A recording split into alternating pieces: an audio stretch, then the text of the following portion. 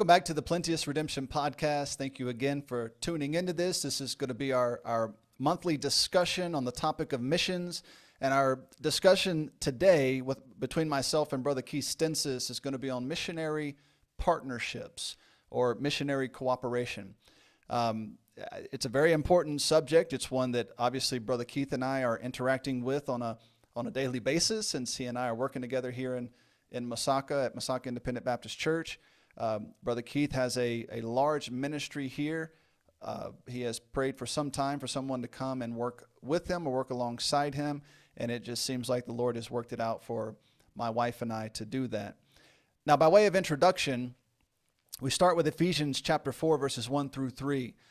I, therefore, the prisoner of the Lord, beseech you that you walk worthy of the vocation wherewith ye are called, with all lowliness and meekness, with long suffering, forbearing one another in love, endeavoring to keep the unity of the Spirit in the bond of peace.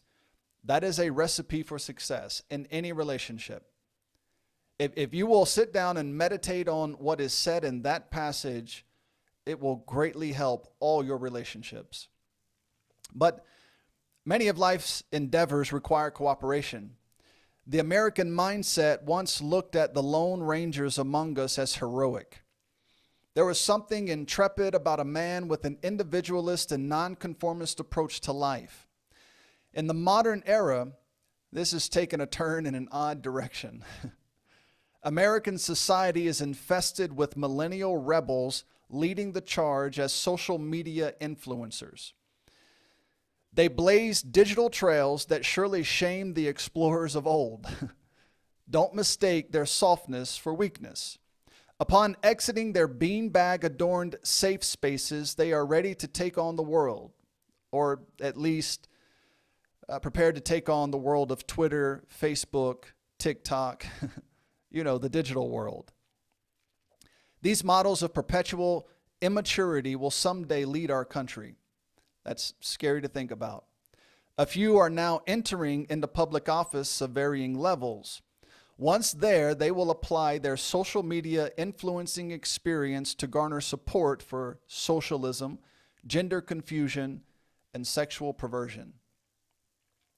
With feeble psyches, this generation has been tossed to and fro by every wind of secular doctrine. Their tossings seem endless somehow, and yet somehow they have entered a cyclone of perpetual madness.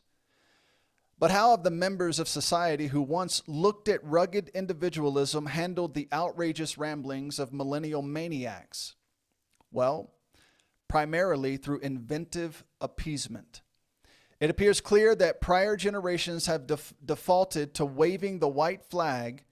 They essentially advertised their propensity for weakness. This amounts to willful neglect over many years, leading to amoral, gender-neutral creatures who demand not rights, but luxuries, such as Starbucks coffee, Apple computers, and free college. This has produced the dreadful ingredients for a perfect storm, a weak society intermingled with nihilistic brats. So what does this have to do with partnerships and missions? A missionary is undoubtedly that rugged individualist who sets out to preach the gospel in the regions beyond. To be successful in this endeavor, the missionary must forsake all and leave for this foreign field. A land where people talk differently, think differently, eat differently, smell differently, and worship differently. The millennial aptitude for expressing unfounded opinions from a MacBook Air with anti-capitalist stickers on the front will struggle in this setting.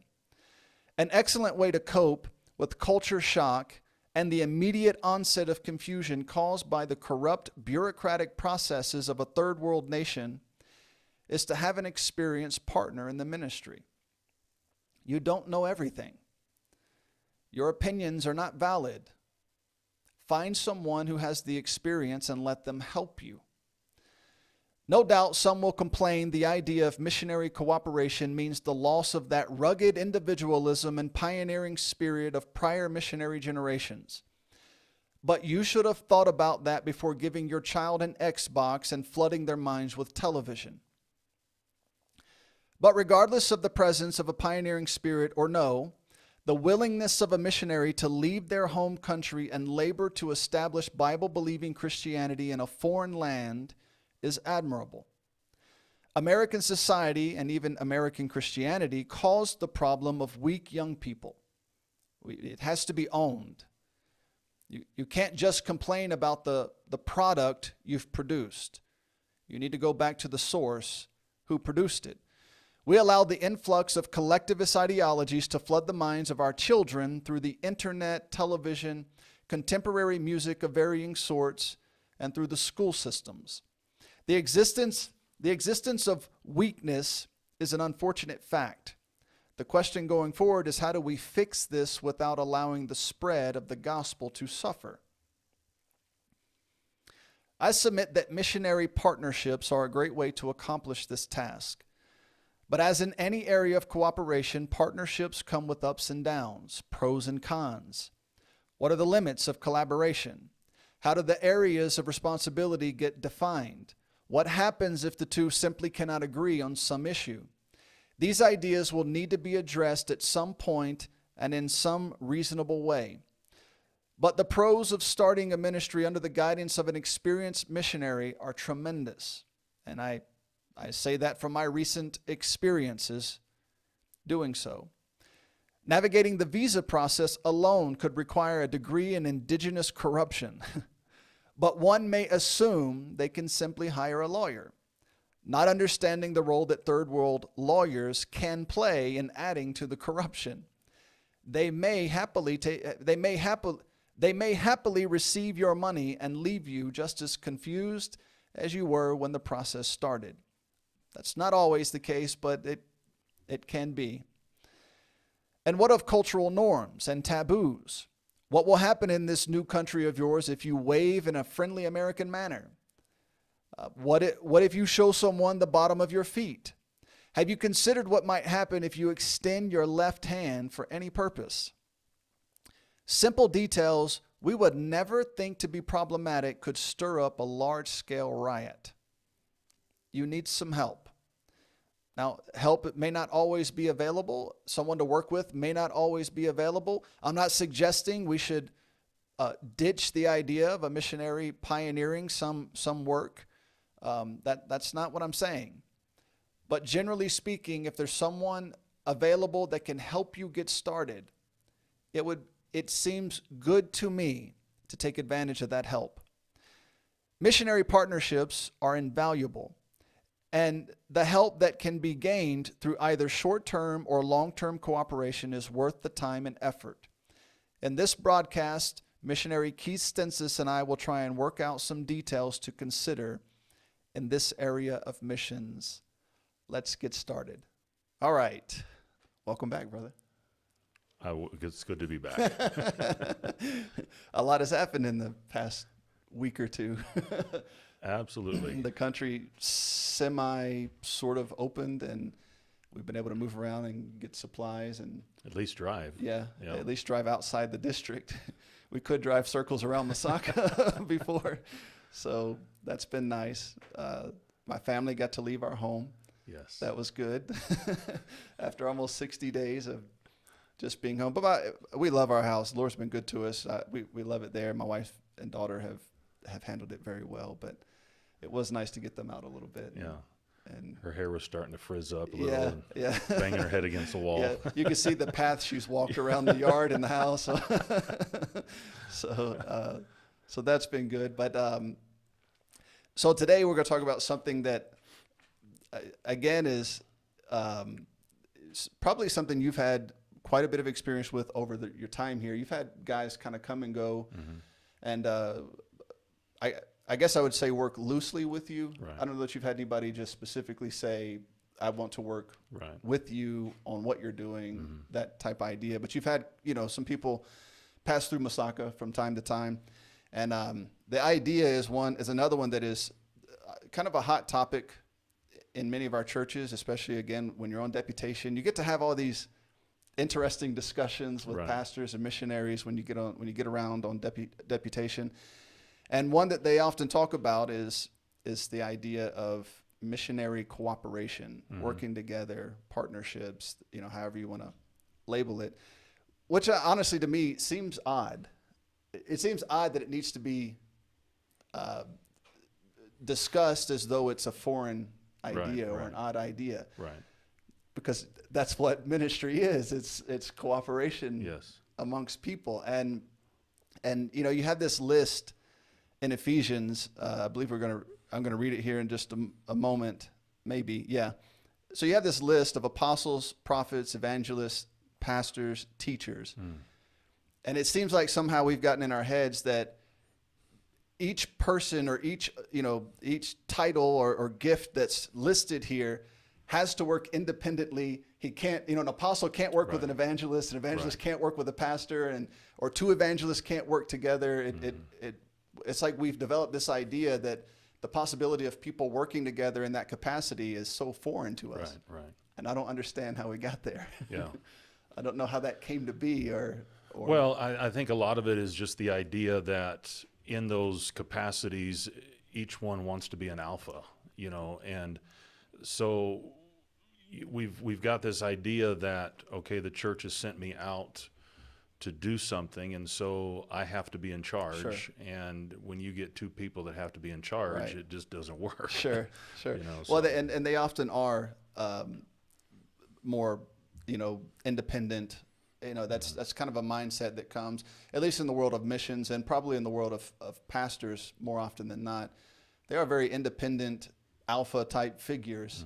I'm hoping maybe this will help lend to the idea that some of those barriers need to be broken down or rethought at least. And I think a lot of times it is the missionary that is afraid if I'm trying to raise support, and if the pastor does not feel that I'm the one that's going to be in charge, you very seldom, I've heard a couple, but you very seldom hear of missionaries raising support to be the second man, so to speak, and I think so a lot of that pressure is there to be out on your own. So the idea of working with is more like an internship rather than really working with the missionary to accomplish something.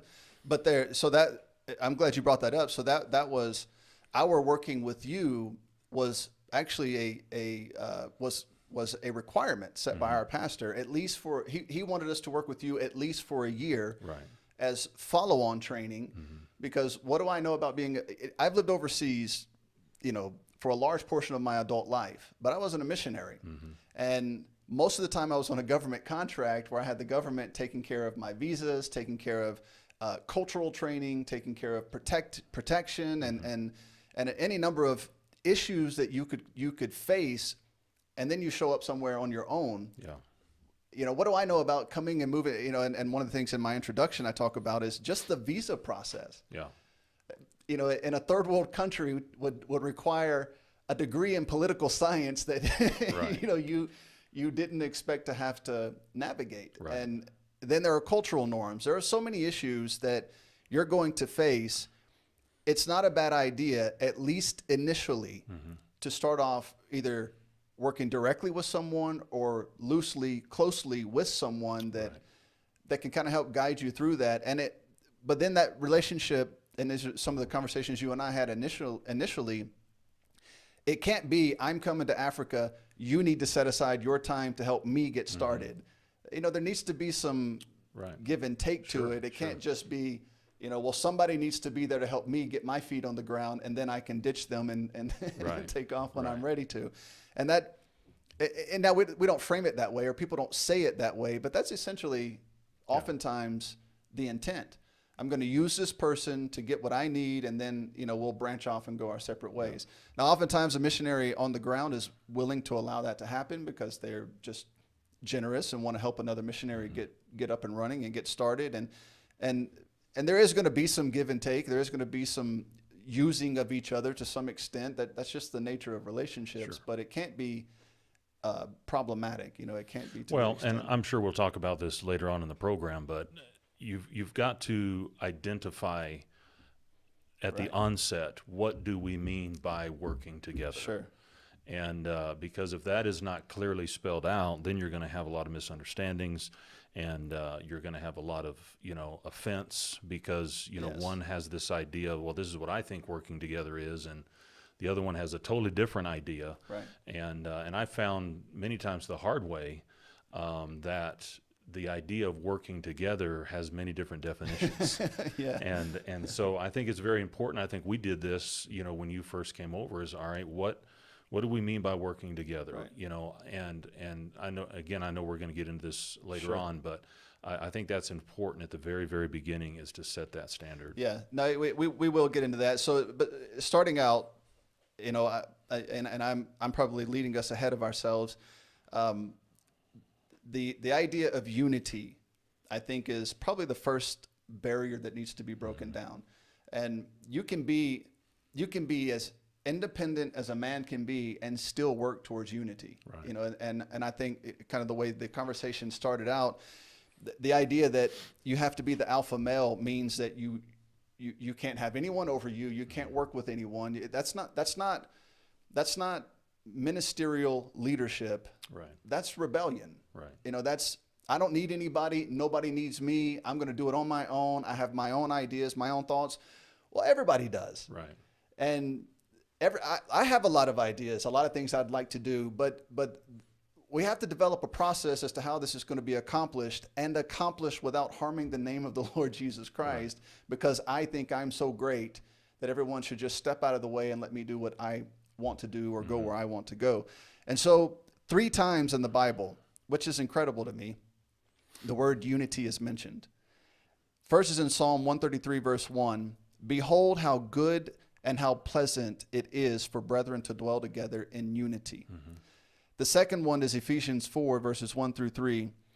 I, therefore, the prisoner of the Lord, beseech you that you walk worthy of the vocation wherewith you are called, with all lowliness and meekness, with long suffering, forbearing one another in love. It seems like the Lord kind of knew there might be some interpersonal issues.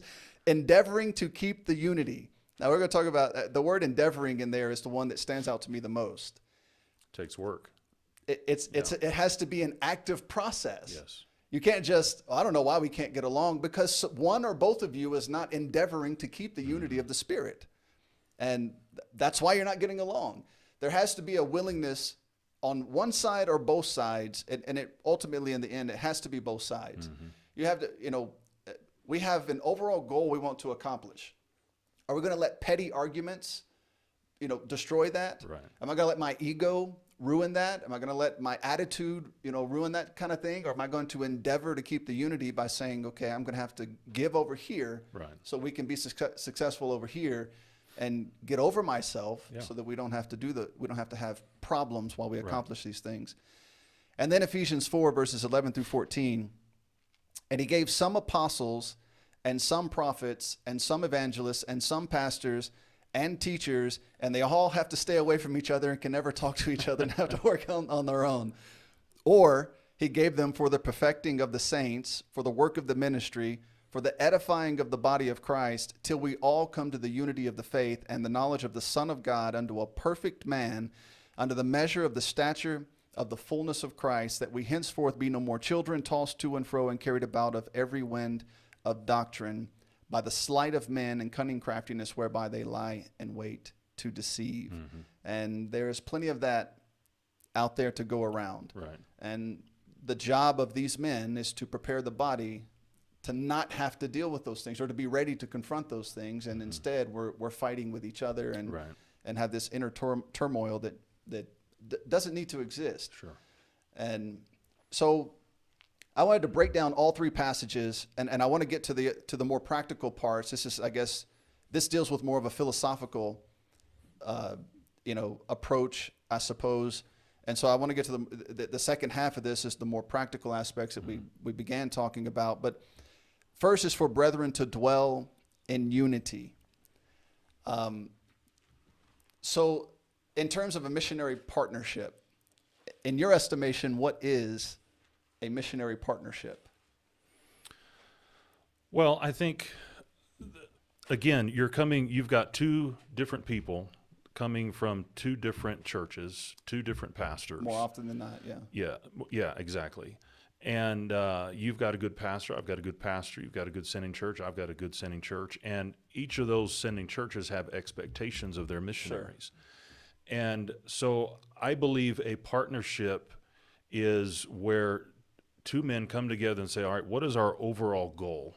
Okay, what are we trying to accomplish here? Mm-hmm. I remember sitting and talking with you, and when you first had a desire to come, and I said, okay, knowing what I know about you, you have strengths that I don't have. Right. All right? I have strengths you don't have. And instead of saying you have to be like me and the only way we can work together is if you're like me, let's take the strengths that each of us have and support our weaknesses. Yeah. You're very strong in evangelism. You're very strong in public ministry. I've never been that way. Sure. All right. I evangelize, I witness to people, but it has not been I'm just not a go-getter like that, like you are. Mm-hmm. And so I didn't bring you in, but you came in and sure. I said, hey, this is a man who could bring this facet to our ministry, mm-hmm. an area that I'm weak in, mm-hmm. and strengthen that area, accomplishing the overall purpose. What is my purpose here? My overall purpose is training of men for the ministry. Right. Okay, I have areas of strength in teaching and areas of strength in leadership. But I said, all right, here's a man who has a strength that I don't have, so let's bring him in, teaching these men in areas and practical ways that I can't have. And I've learned from you, even since you've been here, things that how I can improve my own weaknesses. So I think you've got to figure out what is your overall goal. Right. Don't get so specific, because when you get very specific in the goal, then that's when you can't work together. Sure. Because you don't fit into my program. Right. But when you have an overall purpose, an overall goal, I want to leave this country with men who love God, men who are soul winners, right. men who are going to teach their men, start churches. If that is our overall goal, then let's use each other's strengths to accomplish that goal. And so that one day when we do leave, we've got guys here that are saying, hey, look at what Brother Thomas taught me, and right. look at what Brother Keith taught me, right. and give them a well-rounded, because I think a lot of times, what is that? There's a fancy word out there, I can't remember. It starts with an N, where you keep training your own people, where you let your family, I can't even remember the word. Sorry, I'm not able to help you. You're probably out there knowing what the word is, and starts with an N, I know that, but it's where you just keep producing clones of yourself. Okay.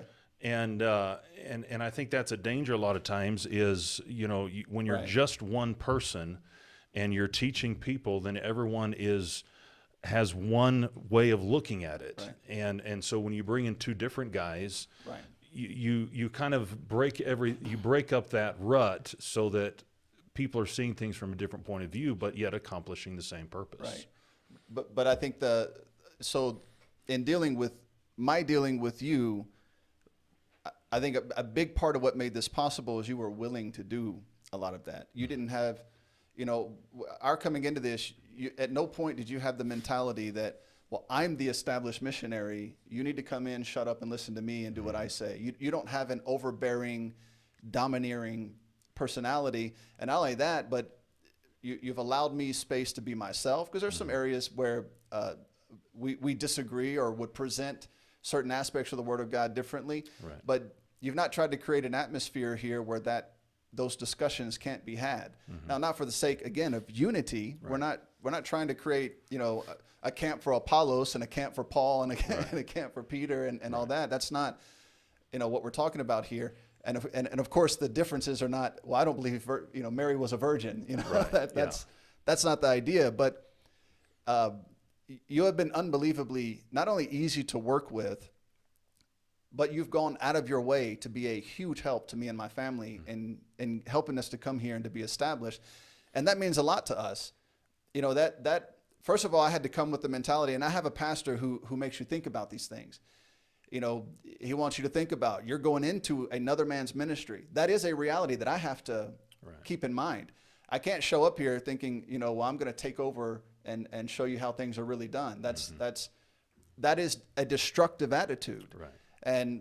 And while I have some ideas, I have some things that I would like to do, I have some things that I would like to accomplish, in order to be able to work within the framework of what you have established here, and for us to be able to do this and accomplish the same goal, maybe not the way that I wanted to accomplish it, but still accomplish a lot of the same goals. Right.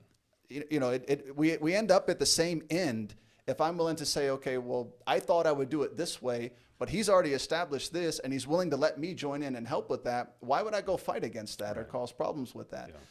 But it's twofold. First of all, my attitude is, I am going into another man's ministry, and I need to be respectful of that. But your attitude was, this is an independent thinking person who has his own ideas, and I want to give him some space to be able to come in and not destroy everything, but be himself and be able to kind of find a place to fit in and settle down. Right. And I don't think that happens on one side or the other, or either side, a lot of times with the disasters you hear about of missionaries trying to work together. Yeah. They're not endeavoring to keep the unity, which we're going to get to that again in a second. They're not dwelling together in unity. And then what I have here, you mentioned it in your explanation, there has to be a united goal. Yes. And if your united goal, if you don't have a goal that you're trying to come to, you know, to arrive at the end, all the details on how you arrive there can be worked out. Those are, again, it's not that they're not important, but you're trying to accomplish an overall goal. Now, how are we going to do that? And how are we going to do that if we're going to work together? How are we going to do that together?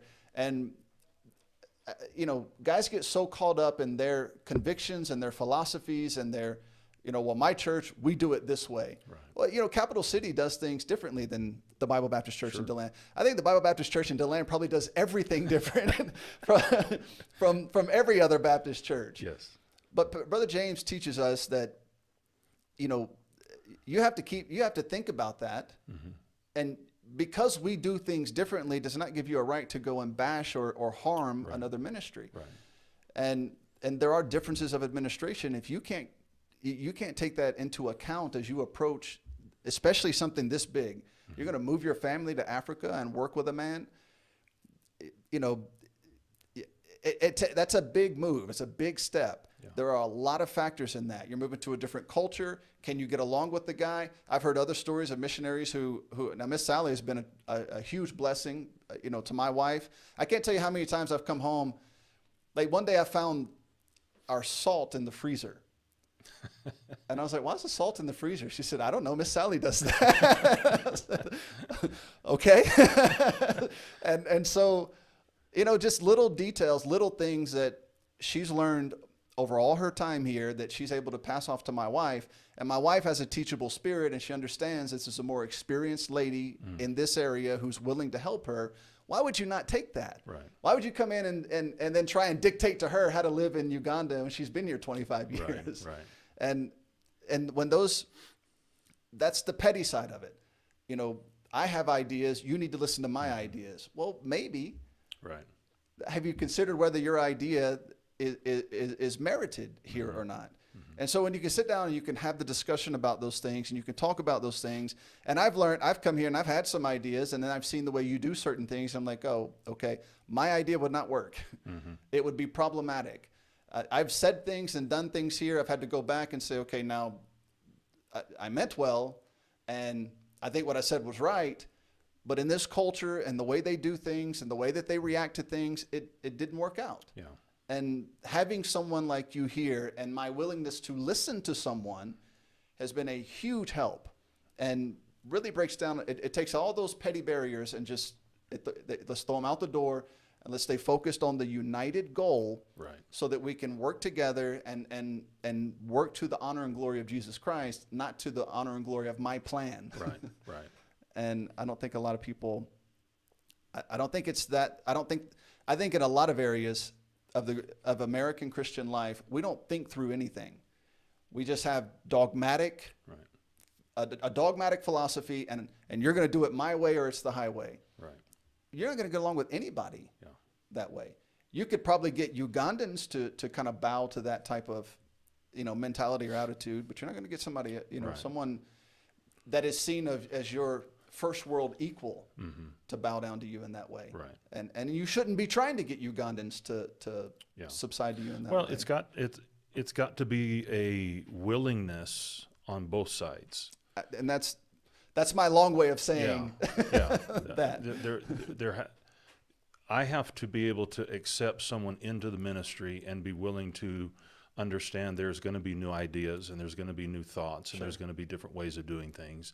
And then there's got to also, as you were saying, have a willingness to come in and say, this is not my ministry. This is something that I've, coming in on after it's been here for several years.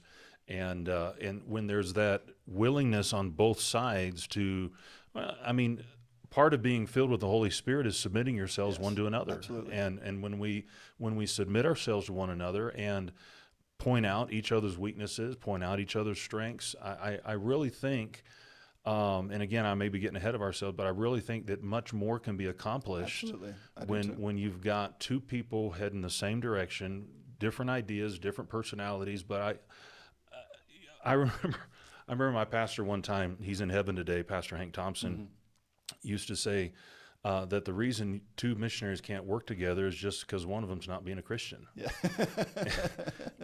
There's no excuse for it. Sure. We all have different personalities, and but if God is leading two men to come together, there is a way for them to be able to do that with the work of the Holy Spirit of God. There should be, if it's proper for us to dwell together in unity, then there's a way to do it. Yes. And the problem comes when one or both are not willing to make it happen. Well, the key to the entire passage is in unity. If you take out in unity, that passage is a complete lie. Right. You can't have two blood brothers dwell together peacefully. And if there's not a unifying factor there, as soon as something comes up that breaks whatever semblance of unity existed, man, they'll tell you, let a grandparent die and there be, an inheritance. Right. Yeah, exactly. The whole family will just rip each other apart. Yeah. There's no combined unity. And working together the way that we have, and I think my wife told me we've been here 6 months now, which is insane. I know, it's to hard think to about. There have been plenty of opportunities. We've dealt with monetary situations, we've dealt with leadership situations, we've dealt with teaching situations, spiritual situations. There's a lot of potential for things to go sideways. Right. But my intent is to endeavor for that not to happen. Yeah. Like, I don't want that to happen. Right. And I presume from what I've learned from you that you don't want that to happen. Right. And we've been able to talk to each other. We've been able to be very upfront and honest with each other. And you've, I hope, felt free to come and tell me things that you think would be problematic if I continued it or did it or what, and you're not trying to be overbearing or disrespectful. But now that I am, and one of our guys here, we've had a couple of talks, and I had to tell him once that what you do in Masaka affects the entire ministry. Right. And so now that I'm here and I'm working alongside you, what I do here affects the entire ministry. And so something you've worked on for 25 years, to have someone come in with a bad attitude and potentially tear it apart, and you can't feel free to come and say, hey, I've noticed you've done this, I've seen you've done that, or you've said this, or you've acted this way or that way. You may want to reconsider that, right, because it could be problematic. And those conversations have to be had because. Yeah. And I think that's a big part of meekness, right, is being able to say, all right, I'm leading this ministry, but I don't have to tell people I'm leading the ministry. Right. You let people do their thing. You let people operate the way God gave them the strengths and abilities to operate, but you don't have to go around constantly reminding them you're in charge. Brother James, my pastor, always says that if you have to remind someone you're in charge, you're not in charge. Right. He likes to point those things out. So I don't think there's any other circumstance where any people in any format could dwell together if there is not a united goal. Right. And our united goal has to be the preeminence of Jesus Christ and leaving behind a people who are trained to continue this ministry when you and I are long gone. Right. And if that's not our combined goal, then it's not gonna work. Right. And that's true in any format, in any factor, in business, in marriage. Could you imagine, if we could sit down and look at all the divorces that happened this past year, I guarantee you we could identify multiple places where the two people had completely different or going in completely different directions until it finally just ripped them apart. Right. And there's no unity, there's no communication, there's no ability to have difficult conversations. Part of strong relationships, which I don't think people fully appreciate, is the ability to sit, iron sharpeneth iron. The wounds of a friend are faithful. Right. To be able to sit down and have difficult conversations. Yeah. It improves your character, and it keeps the relationship strong, and it gets rid of any layers of superficial existence in the relationship. It removes all that and peels all that back, and it allows you to really be honest with each other, and it allows you to stay focused. Right. And when you can't do that, Yep. somebody's going to get offended, somebody's going to get upset, Exactly. and they're going to become Well, how many angry. times, even in my own marriage, it's at the time it wasn't a blessing, but the times when your wife has to give you a little message, a sermon, Sure. say, hey, you're not doing this right, and then, well, I'm the husband, I'm the one in charge, Right. how dare you, and when you can't listen to someone who is under you or working with you, and see their viewpoint, and I can't tell you how many times my wife and I have those conversations, and the vast majority of the times it's me saying, you're right, I'm wrong. Yeah. It's very seldom the other way around. Yeah. And but you got to be willing to do that. Yeah, you do. And again, there's always two sides to it. My wife's ability to come and tell me those things, she's very respectful about it. She's not coming in with guns blazing and trying to, because her harm is not to hurt me or upset me. Right. But she may have seen something that I need to think about. Right. And so she'll come in and she'll just honestly say, you did this or you said that. Probably not good. And I go get my belt and I beat her. No, if you can't do that, you can't have a relationship in any form if you can't have those honest conversations. Right. So it's the unity is only maintained when there's a united intent, a united goal.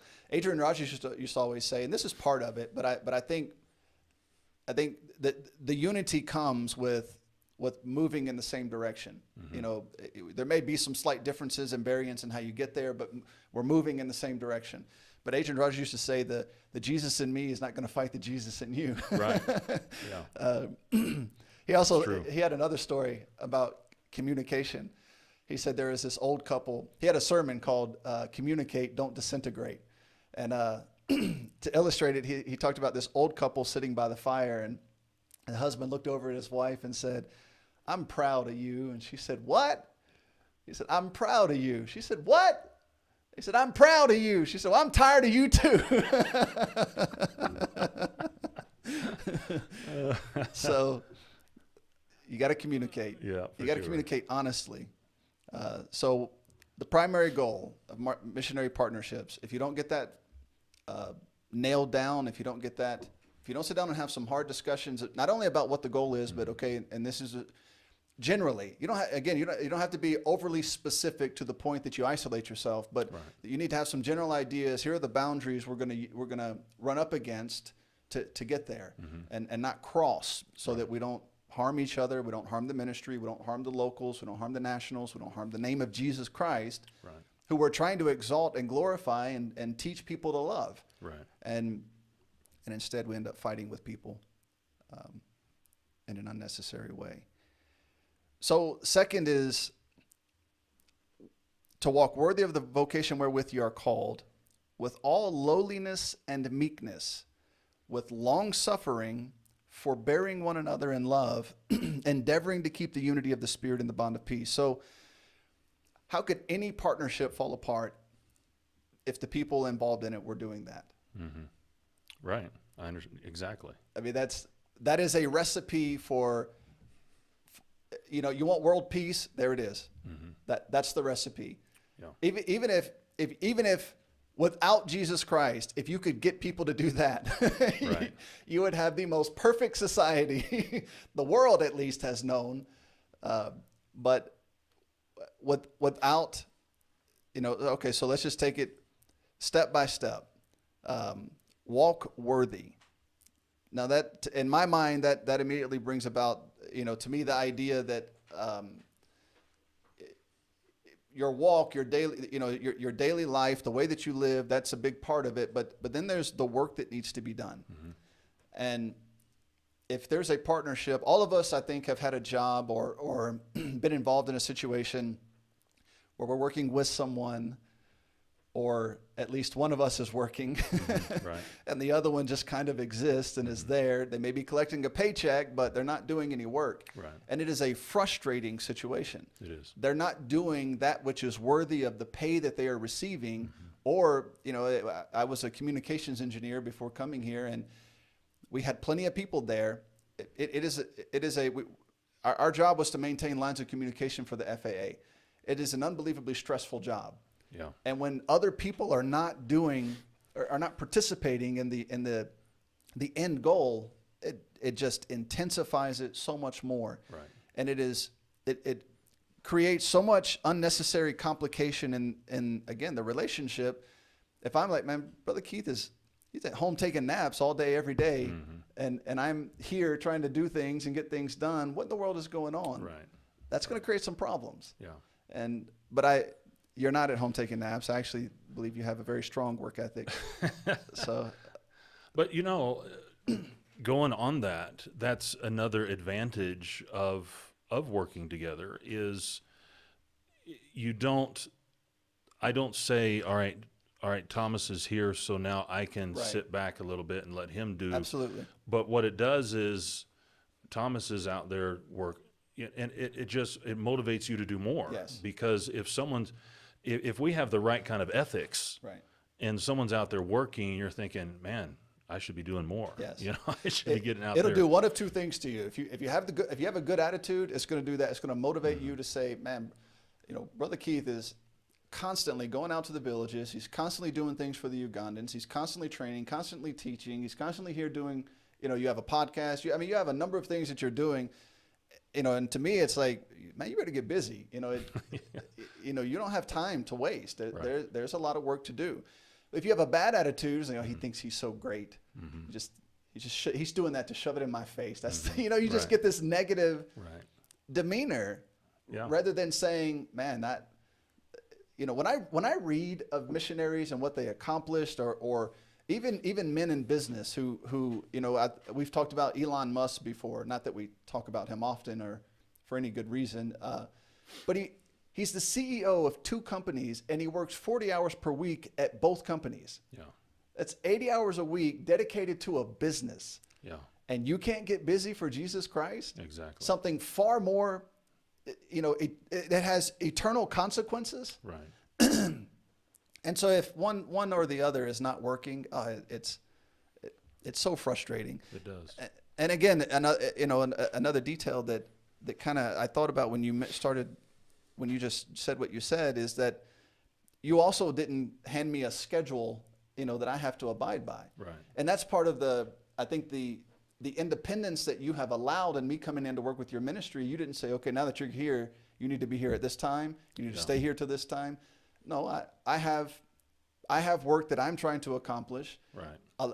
A lot of that and some of that overlaps with work that you're trying to accomplish. And so we've got to be able to, we need to be up, busy, ready to respond to each other when, so we're here this morning recording a podcast for my podcast.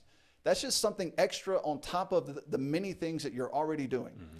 And the many things that I'm already trying to get going and get established. And so that is extra work that you didn't expect to have to take on, but you've been kind enough to join in. And I hope these podcasts, the feedback so far has been great. Yeah. I hope it is a good lesson for people who are deeply interested in missions to sit down and listen to these and to think through. Yeah. This is not prescriptive. They don't have to take what we say and say this is the way it has to be done. That's not the idea. Right. But you need to sit down and think about these things. and think it through thoroughly, and then check your attitude in accord with thinking it through. Right. And it's not happening a lot of times. They just want to show up, and there's a potential for me to show up. Yeah. This is something I have to be very careful. This is something that I think about a lot, and I have to, in my prayer letters and everything that I do, I have to be very careful, because it would be very easy for me, and I think that it happens, probably more than we wish that it did, to let you do all the work and then just kind of modify my prayer letter to include work that you've done under my name. Yeah. And that is highly inappropriate. Right. Now, so when I word things in my prayer letters, I have to be honest and I have to be upfront with people. Sure. If a Ugandan wins someone to the Lord, I didn't win him to the Lord. Right. Now, I can put in my prayer letter that a Ugandan we work with won someone to the Lord. That's a blessing. That's a good thing. It helps people see the reproduction that's taking place here. But for me to go and say that I won this person to the Lord, or you go out to the village, and I often tell people, if you go out in Uganda and you preach the gospel, there's a very good chance somebody's going to trust in the Lord. Yeah. And you often come back with reports of, 3 to 10 people trusting in the Lord, having been out in the village. Well, it'd be very tempting and very easy for someone who's not willing to be ethical to say that I did that, or I was part of that, or I had something to do with that. Right. When you were 8 hours away on the other side of the country, and I'm here in Masaka and had nothing to do with it. Yeah. And so that's part of walking worthy. You've got to be honest in your prayer letters and your communication back to the States about what's happening. We did that TBI together. 3 people got saved. Right. Well, I didn't lead any of them to the Lord. Yeah. Now, I can properly express to people that during the TBI that you allowed me to be part of, something that you have established here for years now, that 3 people, came to know the Lord Jesus Christ, who came to be trained to learn how to witness. Right. They came, sat through the witnessing class, and realized, I've never done that. I've never trusted in Jesus in that way. And so, anyways, I didn't mean to ramble on so long about that, but it's worth noting. Yeah. Well, I like the thing that I've appreciated most since you've been here is kind of going back to what we said a little bit ago, but it ties into this, is that motivation factor. Because when I see you come in, it happens to anybody. When the older you get, and this happens to a lot of older missionaries. Sure. The older they get, the more they want to step back and either not do as much, or step back and want to let somebody else take it and do more than they're doing. Sure. And the thing that has been a blessing to me is, here comes a guy. He's younger. He's got new ideas. He's a soul winner. He loves evangelism. And what I've tried to do is I've tried to allow that to motivate me, so when you tell me, hey, Brother Gross and I went out and we went soul winning, and I think to myself, when did I do that last? Sure. I need to get out there, And so I think a lot of times your older missionaries, I remember my dad always said, the older he got, the less patience he had with younger missionaries. And I can understand that. Sure. And because you just naturally get into a frame of mind where you've done it this way all the time, and someone comes in and he's doing things differently, or he's more excited, he's got more strength, he's able to do more, and it ends up being bitterness a little bit on the older missionary's part. Right. Who is this guy and what has he done? Sure. And that also is and so you, as the older missionary, is the one that's been there a while, you've got to be willing to say, hey, let's, you may not be able to do exactly what he does, but let what he does motivate you to do more. I was just, yesterday I did a podcast with Brother Jan Milton. He's the director of Operation Renewed Hope. And my purpose in that was, here's a man who's 68 years old who's not stopping, and he's using a lot of younger people and a younger generation to help him to abound and do more for the Lord Jesus Christ in his later years. Amen. And, so learn from the younger. And this is what I'd challenge, older missionaries. If you've got someone that comes in who is younger and has younger ideas and fresh ideas, I mean, when I look at you, brother, and the podcast and knowing computers and knowing phones and all this kind of stuff, I've been in Uganda for 25 years, let alone I'm 50 years old. That kind of thing just goes over my head. You know, I don't understand those things. And so instead of, you know, criticizing you, although you don't use Apple, but instead of criticizing you, I can learn, you know, and I can let somebody come in and help me learn different ways of doing things and different ways of accomplishing the ministry. And again, it's that willingness. I think that's the key on both sides. There has to be a willingness to be unified. And that's what this passage really breaks down in detail. The next, you know, so first is walk worthy. Next is with lowliness. You've got to, and so I have a definition here. This is the definition of lowliness: the state of being humble and unimportant. Yeah. That is beautiful. Yeah. You should not think higher of yourself than you ought to think. Now, this is where a lot of what we've talked about, the mindset of a missionary, that rugged individual, that independent individual, that alpha male, you know, or in some cases alpha female, I guess. This is where you've got to find a way. So you know, so I talk about here, Jesus was meek and lowly, but he didn't lack his alpha characteristics. Right. He didn't lack his ability to lead. Moses, the meekest man on the earth. You can tell me he was not a leader? He was not rugged? Right. When you can show up somewhere, you know, melt down a golden calf and then make people drink it, you come let me know. Exactly. So I think we confuse humility and being, you know, so you come in, you know, I like to write. I like to record these podcasts. I would like people to listen to them. Right. I would like people to read what I write. But I can't think, when it doesn't happen the way that I would like, I can't be offended by that, because I don't think I'm as important as I don't think I'm very important in the world at all. Yeah. And, you know, and I've, you know, preached a little bit about it here, and we've talked about it a little bit, and I've definitely hammered it on the podcast. The world's continual message is esteem yourself, elevate yourself. Right. It's a very self-centered, and in my introduction, I talk a lot about millennials, and the millennial mindset is, I can be anything I want to be, I can do what I want to do, and not only so, but you should sacrifice everything you are to help me understand how great I am, how important I am, how wonderful I am. Right. And then when their whole world shatters, suicide rates go through the roof, depression goes through the roof, anxiety goes through the roof. People are doped up on medication because they can't handle the most basic. They conflate life's difficulties with depression. Life is hard. Yeah. But life is even harder when you think higher of yourself than you ought to think. If you would develop this lowliness of mind that we see in Jesus Christ. Yeah. Philippians chapter 2, you're going to tell me you can't become obedient and become a servant? You know, he humbled himself even unto the death of the cross. Right. This is God we're talking about. Yeah. He took on the form of a servant. There couldn't be any, you know, larger gulf between God and servant. But he crossed it. Yeah. And he became a servant. And so here we are, we're working together. If I start to think I'm more important in this situation than I am, as though this ministry didn't exist 25 years before I got here, and now it's all contingent upon my presence. Right.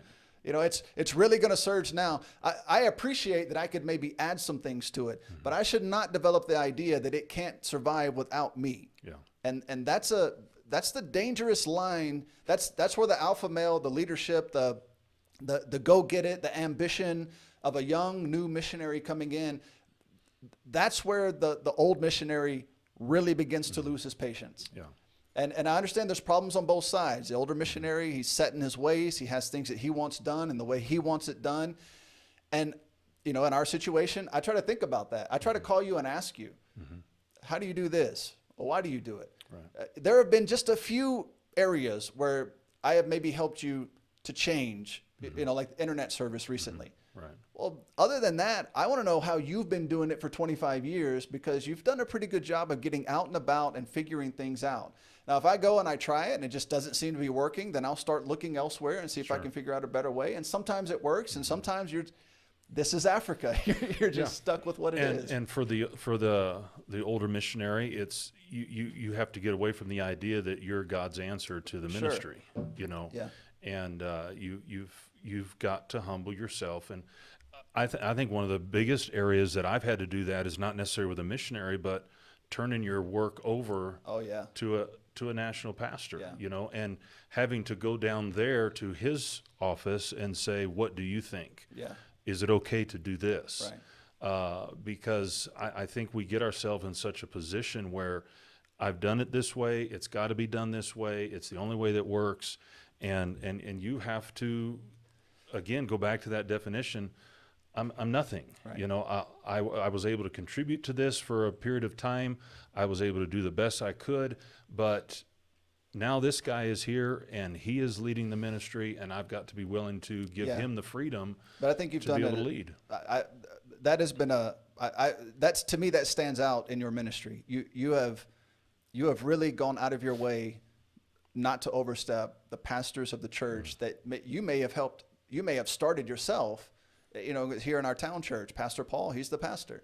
And though on the back of the property, we have some offices and we kind of do a lot of what we do here. I get to, take advantage of that just by coming in and working with you. I have an office here, a very nice office that I've been able to set up and use and work from.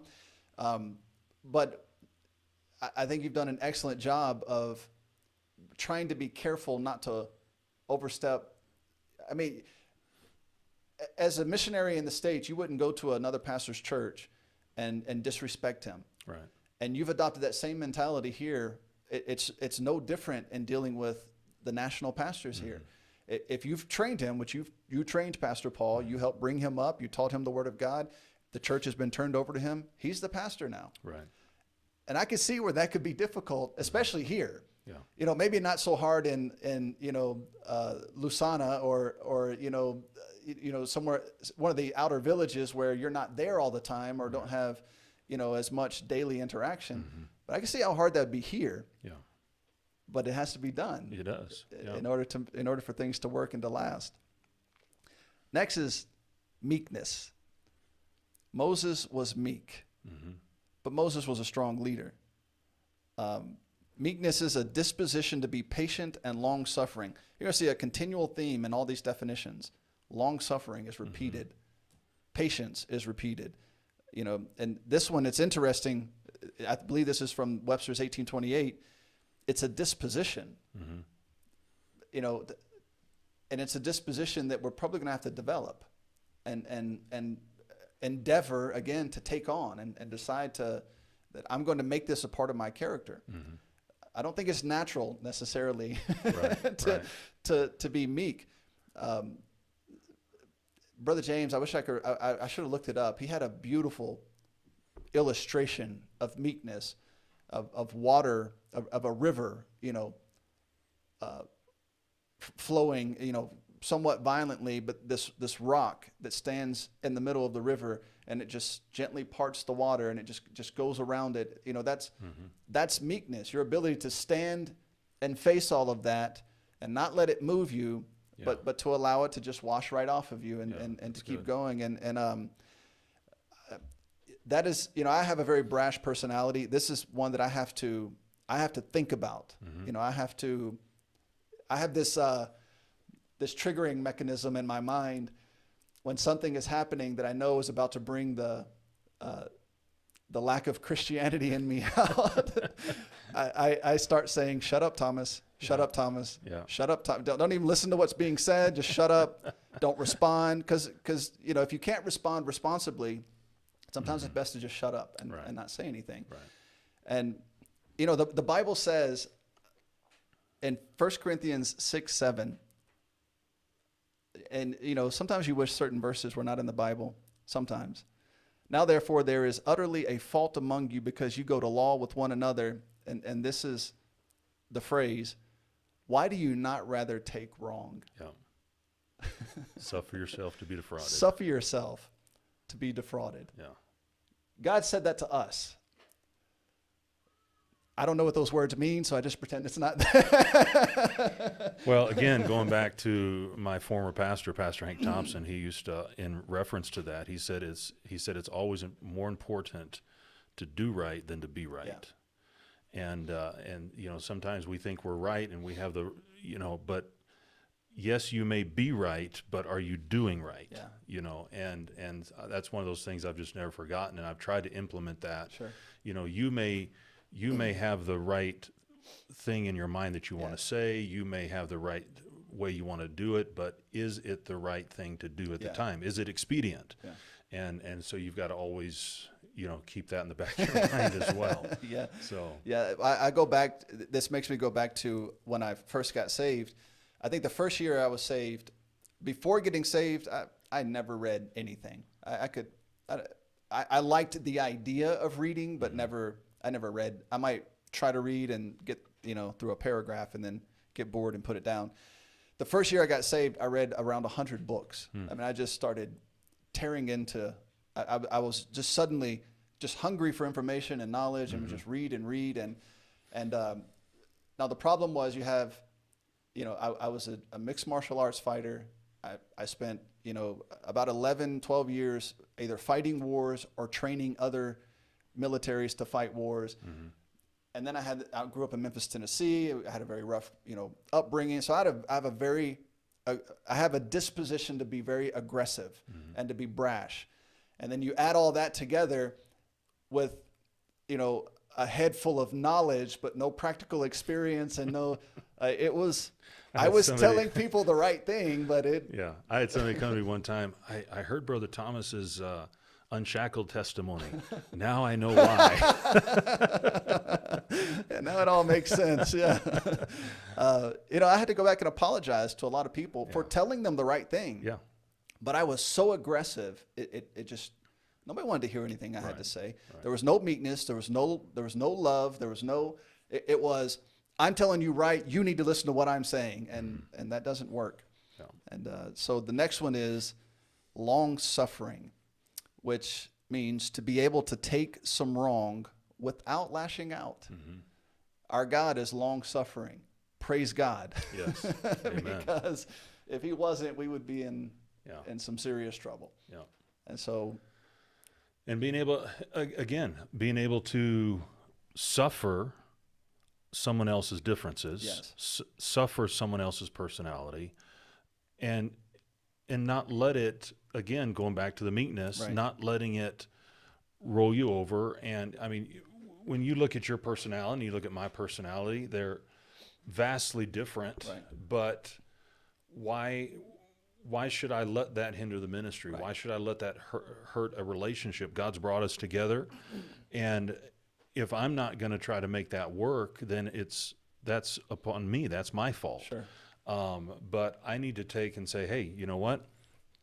Here's a guy that's, you know, brash. He knows what he believes. He's strong, opinionated. He's that way. But that's who he is. And yes, there are times that he might have to pull back a little bit. But I'm not here to change you. Sure. You're not here to change me. Sure. But within the realm of the way God has brought us, we need to learn to work together, and sometimes that takes long suffering. It does, and probably mostly on your part. Well, it's funny because the other day, you know, my wife always says, because you know my son edits a lot of your podcasts, and so my wife says Thomas missed his calling. He should have been a professor, not a missionary. And so the other day we were going to the capital city, and I was listening to your podcast, and you know, and it's was that history, more of a history of the Russian gulags and things like that that you're talking about. And my wife is just sitting over there and saying, is it almost done? And, you know, and I just said, you know, here's the thing. I'm working with Brother Thomas. Yeah. I want to know how he thinks. Sure. And I want to know how he looks at things, because I want to know better how to react with him. And that's what I told my wife. I said, I'm not necessarily listening to this because I want to know about the gulags. Sure. But I want to know Thomas, Right. and I want to know where he's coming from, and I want to know how he thinks. And so I think that's, again, part of that, where the other day we were out and you were talking to another missionary, and you were talking about the Russian gulags. Right. And I'm thinking, my first thought that came to myself is that all he talks about? But it's what's on your mind right now, because that's what you're talking about. Sure. And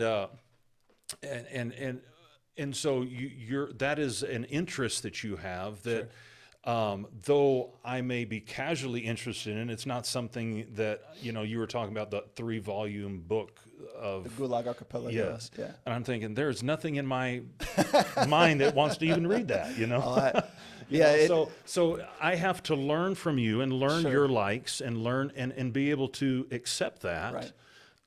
And not criticize and not say, hey, who is this guy? Why is he? Well, and I have to be careful that it doesn't become a dominant feature in everything that we do, and it doesn't. But my deep dive into it on the podcast right now is it is unbelievably relevant to our times. Oh, exactly. And so because of the comparison of what we're going through nowadays. Yes. Yeah. Because it's. America defeated communism, and now America is about to become the communist country. Yeah, we're at least we're on that. We're on that line. It's the potential to cross it right now is dangerous, but everybody's not going to be interested in that. Yeah. I think they should be, and that's the reason I put out the podcast. Sure. I think they should have at least a base knowledge of communism and socialism, not because, and this is the line that I always try to point out and try not to cross. We're not fighting a political battle, but there is an ideology behind communism and socialism, and that ideology hates God, and it hates God's people. And every time it's implemented, millions of people die, and Christians end up in gulags or concentration camps. And if our country, America, keeps going the direction it's going, it's coming. Yeah. It never fails. Every time communism is implemented, this is what happens. And so I feel at least I guess you could say a mild duty at the moment to point these things out, and the podcast is a platform to do that. Absolutely. But I apologize to Miss Sally. No, it's not and again, that's what I'm saying. It's that area of long suffering where it's just that this is an interest, or this is a personality that is not an interest or personality of mine, but instead of pushing it away, learn to accept it and learn from it, and get some ideas and get some, I listening to it, I learned things that I never knew, and so I think a lot of that, going back to that long suffering, coming back to unity, is being able to take the differences that each of us have, and they're not differences in sin, they're not differences in compromise, but they're just differences. But learn to suffer with that, and learn to suffer yourself to be defrauded. Learn to deal with it. Learn to be man enough to say, hey, that's not me, but I can still work with him. I can still love him. I can still, we don't have to be. And I think that's what's a lot of times so much of what I've seen in mission since I've been here is we want everyone to be like me. Right. And we want everyone to think. We want everyone to have the same interests. We want everyone and it's just not going to happen. And so someone says, well, I just could never work with anybody. Well, as long as you have that attitude, you can't, because everyone's going to be different. Right. And so you've got to learn to suffer long. And again, I don't think the word suffer there is and maybe sometimes it might be that as you serve the Lord, where, persecution, wherever, I don't feel like you're persecuting me with your personality, but that idea of long suffering is just being able to be uncomfortable around somebody else that's not in my comfort zone, and still be able to be unified and work together. And I'm convinced that allowing someone to stretch you outside your comfort zone ultimately is a good thing for you. Yeah, and that's exactly what you do, because I probably read I read a book maybe every 3 weeks, and you read books constantly, and those are things that motivate me again. Hey, I need to do some more reading. I need to stretch my mind a little bit. I used to read a lot, Right. And over the years, I've just not read as much as I used to. Yeah. I'm trying to get through a book right now on, that I was telling you about, Marxism, American Marxism. Yeah. And the reason I got it was you challenged me in those areas. Now, when I'm reading this book, I'm thinking, man, my mind can only handle a chapter this week. I'm trying to figure these words out, Yeah. But reading is good, and reading stretches your mind, and reading helps you to broaden your intellect and your thinking, Right. and that's something that I've needed. Yeah. Well, when I read something and I see how my attachment to those things, when I read something and then I can see the parallels to our current reality, it just consumes my interest. And I think the Gulag Archipelago I believe it was first published in the 70s, late 60s, early 70s. And I'm telling you, it's the 3-volume set is 700 pages per volume. Yeah. And I love it. It's full of incredible insight from a man who was loosely a Christian. I think he was possibly saved, but definitely not of our stripe of Christian. But things he says in the book. One thing he said is, the line between good and evil is drawn in the heart of every man. Now think about that. Yeah. I mean, that is just infinitely profound.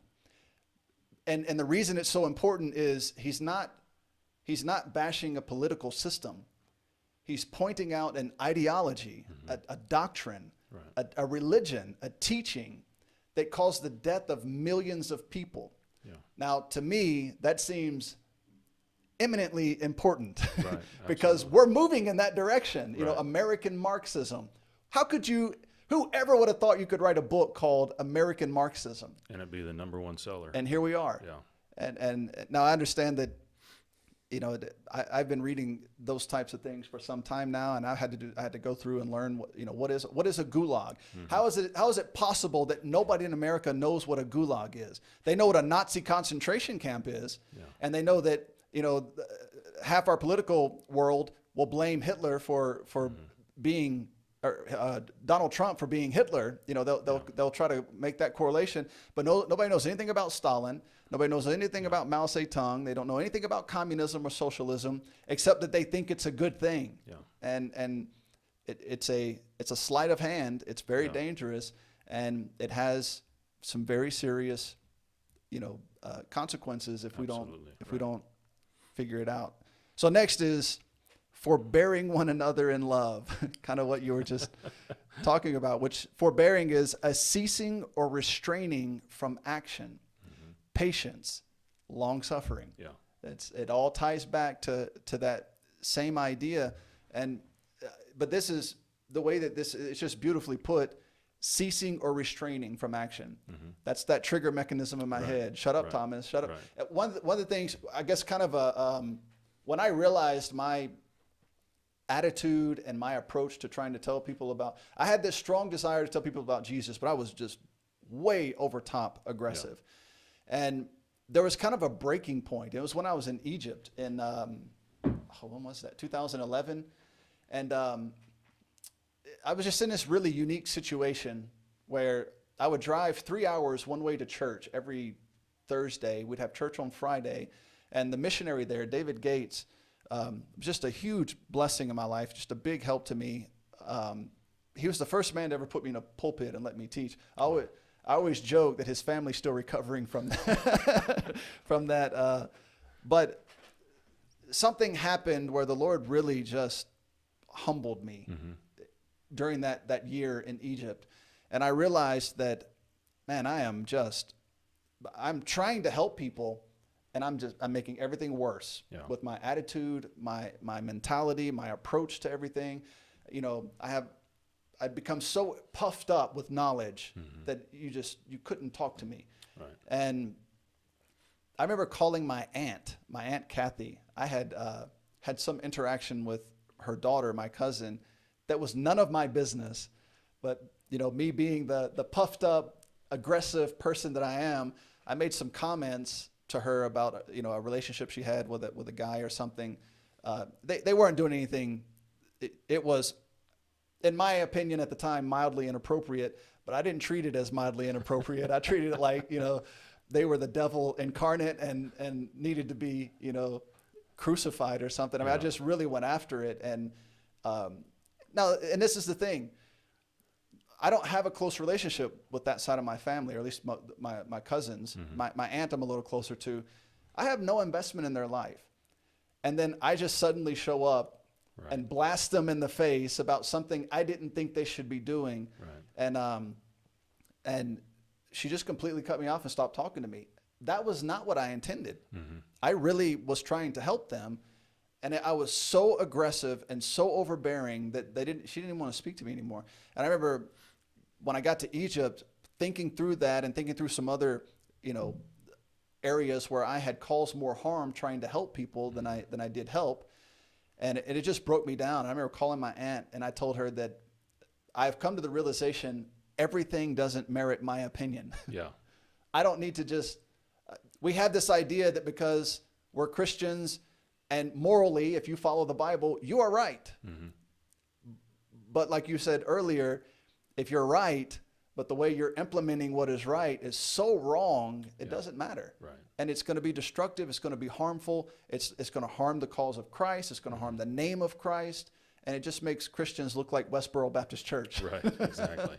Right. And I don't want to do that. And I'm certain that you have no intention of doing that. Yeah. And so these are things that I have to really think through and not do. And then endeavoring to keep the unity.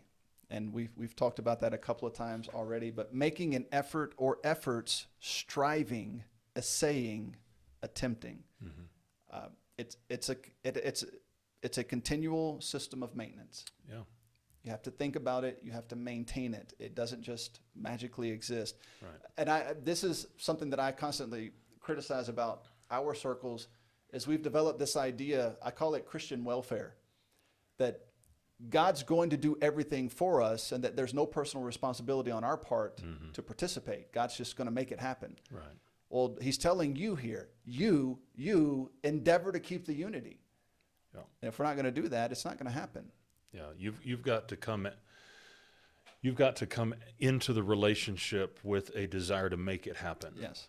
And whatever it takes to make it happen. I mean, you use the illustration of marriage. If you come into a marriage with the idea that my out is divorce, it's eventually going to happen. Right. But when you come at it and say, hey, we're going to make this work, divorce is not an option, then you're going to work through things and you're going to, and I think that's what has to happen. If I come in and say, okay, we're going to work together as missionaries, but, and I'm going to get my way and I'm going to do whatever. And if he doesn't follow what I want to do, he can just go someplace else. Right. It's a big country. If that's the attitude I have coming in, then I don't really care about a relationship. I don't care about you working together. And if you do it my way, fine. If not, it's a big world.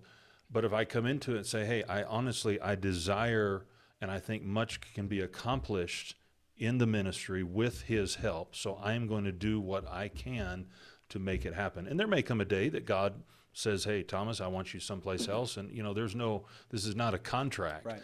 But as long as God has us together, I want to make it work. Right. And so if I'm going to make it work, then I have to be willing to do whatever it takes on my part to make it work. Mm-hmm. And then again, even on the wife's side or on the other missionary side, that has to be there as well. They have to be willing to make it work.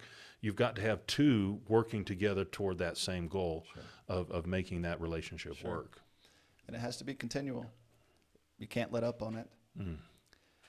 And then the final passage, we'll just look at this briefly and then move on to some of we'll kind of quickly, or as best we can, go through some of the practical aspects of it.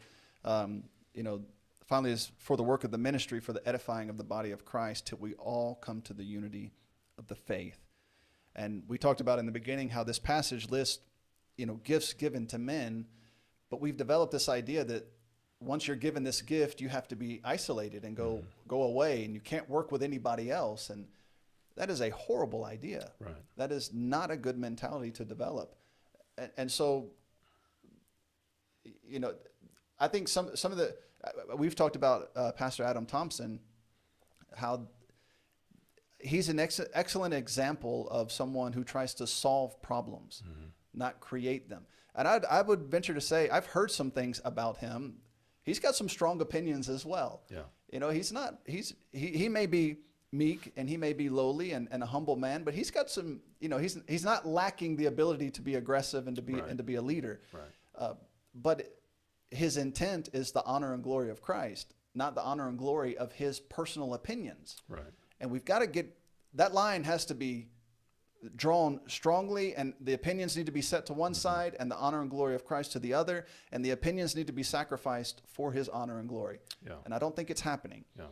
Well, and also here's another interesting thing to look at that passage. If the apostles, prophets, pastors, evangelists, if these are not being examples of unity, then how in the world can you perfect the saints Absolutely. to go in that direction? Absolutely. And I think that's,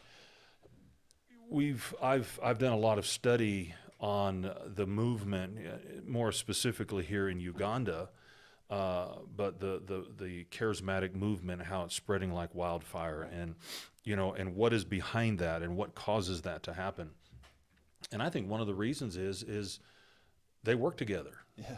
I mean, they have a crusade, they all come together, and now it's false, it's emotional, Right. I mean, you and I know where we stand on that, but when you come together, there's strength in unity. And I think sometimes we as independent Baptists become so independent, Yes. We can't even play a volleyball game with another church because they don't believe exactly the way we Right. believe.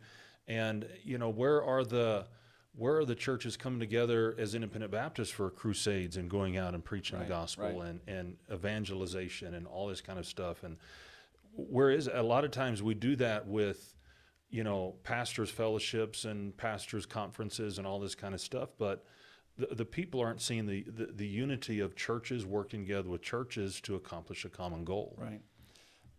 I wonder how much our strong stance on standards and convictions play into that. And I know there is one side is just going to be a lack of people willing to participate, but then we get this idea that I have a standard, I have a conviction, and if you don't have it at your church, we can't have anything to do with each other.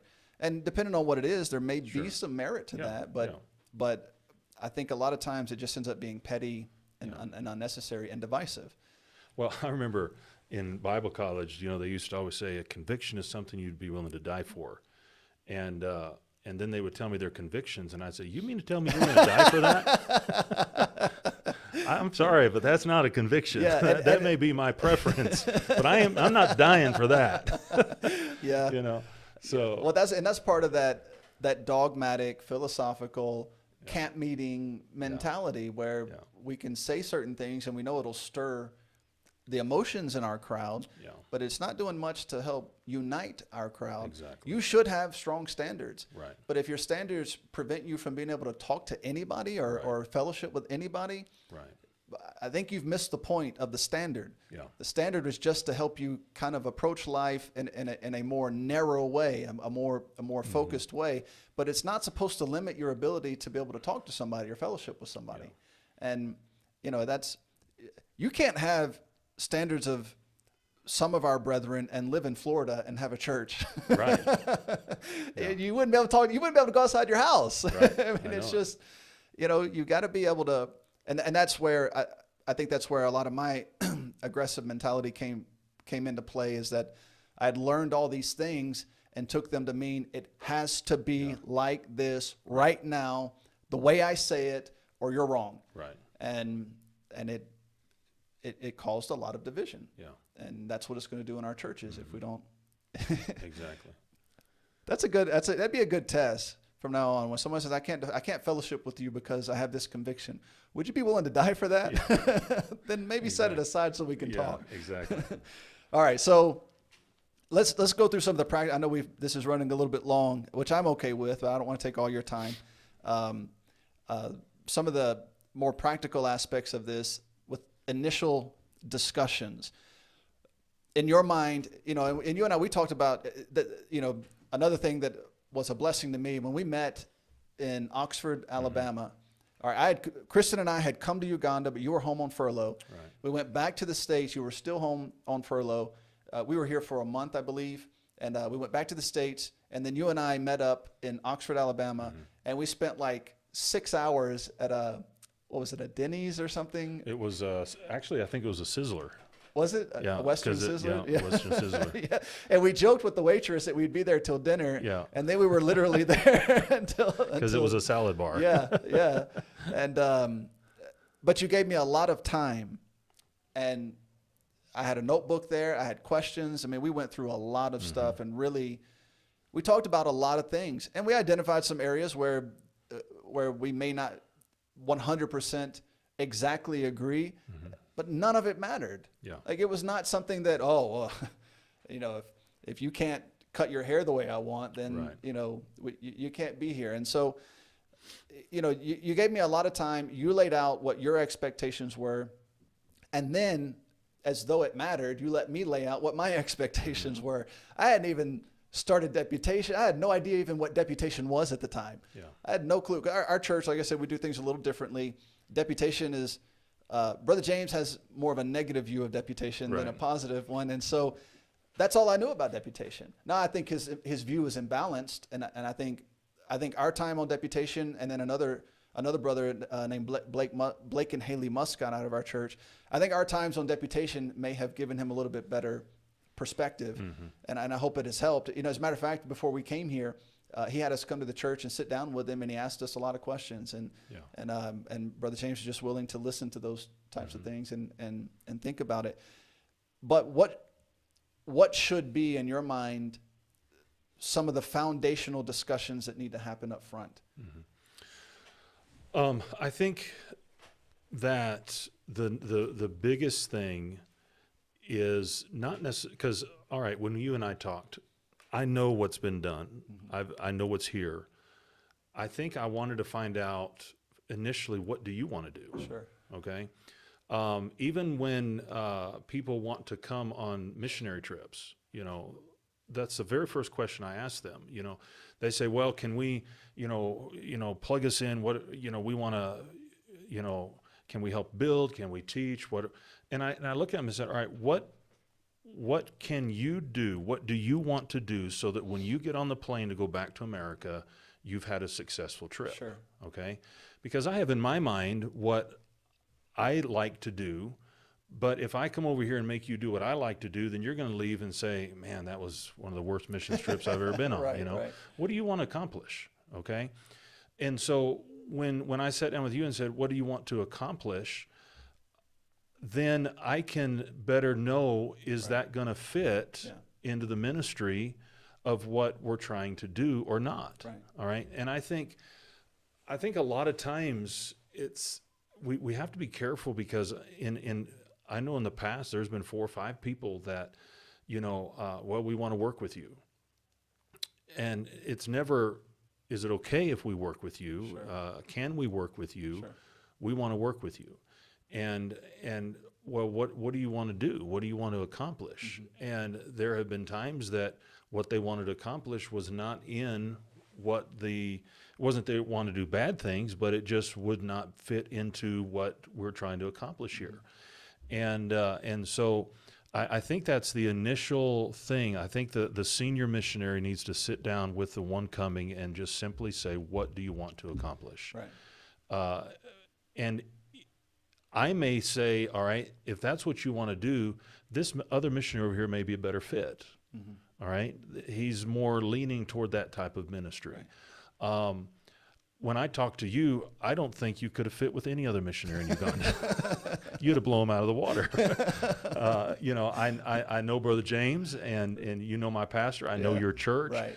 And that was a huge, I think, helpful. That eased my mind as well, because you had a good understanding of our church and our background, and you've read Brother James' books and heard his preaching and all that, and so that already gave you an edge to know doctrinally what you're dealing with, and so I didn't mean to interrupt, but that's as important. So yeah, I think that's the biggest thing. Find out what the missionary coming, what do you want to accomplish, and then the senior guy needs to be able to be honest and say, all right, that'll fit in with what we're doing. Sure.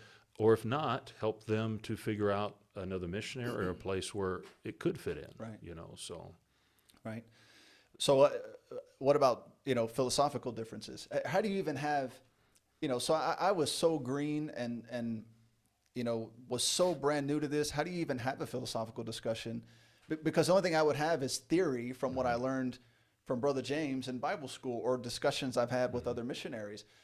How do you, as a missionary who's been here, who's tested things, who's failed and had successes and had to change things, and you have plenty of practical experience, how do you have a discussion with someone who has lots of ideas and who is zealous, but has, as a matter of fact, one of the things you told me, you said, I see in you what was in myself when I came here, and your dad let you go and fall on your face until you came back and said, okay, what am I doing wrong? And you said, if I would let you, which was an incredible thing for you to say, that you would help prevent that from happening. And we've been off to we have been completely spoiled because I think we've been willing to say, here's someone who knows what they're doing. Why don't you find out what they're doing and learn from it and then branch out from there? Right. So, well, and philosophy, as you said, and we mentioned this in the last podcast, when I first came to Uganda, I could write a book of the failures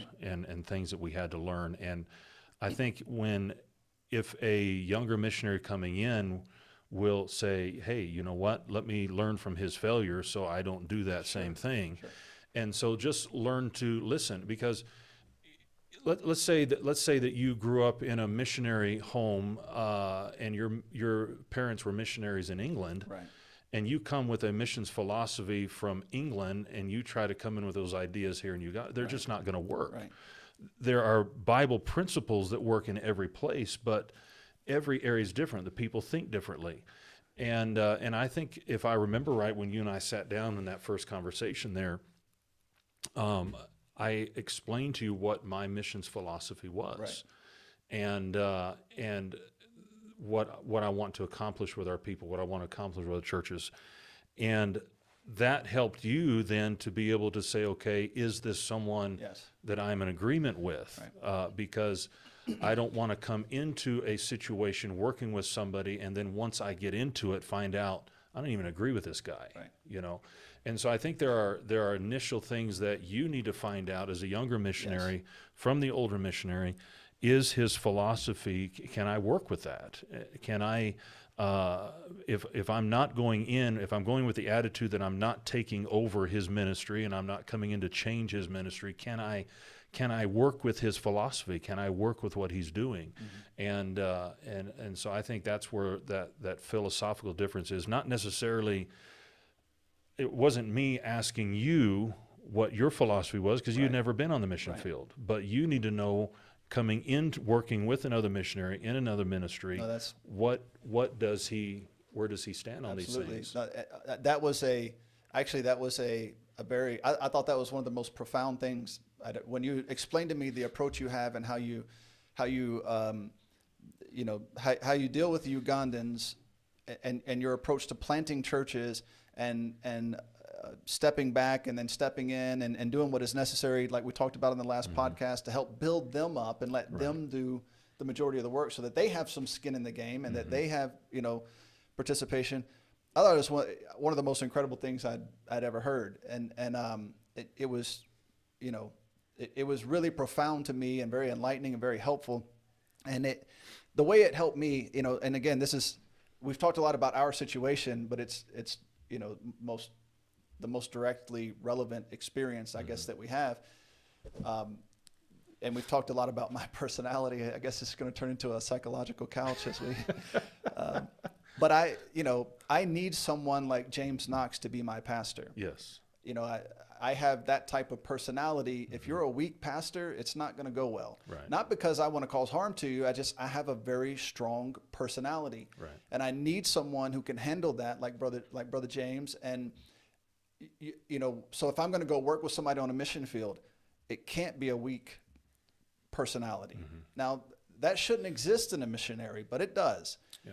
And if you're soft or effeminate, or if your ministry is moving in some liberal contemporary direction, you and I are not going to work well together. It's not going to be good. Right. And not because I think we will have lacked some of these other characteristics to maintain unity. I wouldn't stay there and cause problems. Again, another thing Brother James teaches us is, if you go into somebody else's ministry, a church, a mission field, whatever, you don't get to go cause harm. You become the heretic, even if you're 100% right. So if their standards are way off and my standards are correct, but I go and I cause harm to that ministry, I'm the one that's out of line. Right. And so you don't get to go cause harm to an established ministry because they won't do things the way that you want them to do things. You have to respectfully bow out and leave. Yeah. You can't go and cause harm. And so one of the things that stood out to me in that meeting is I gathered from that meeting that you would be the type of personality, and that your standards, your convictions, your biblical knowledge, this was someone that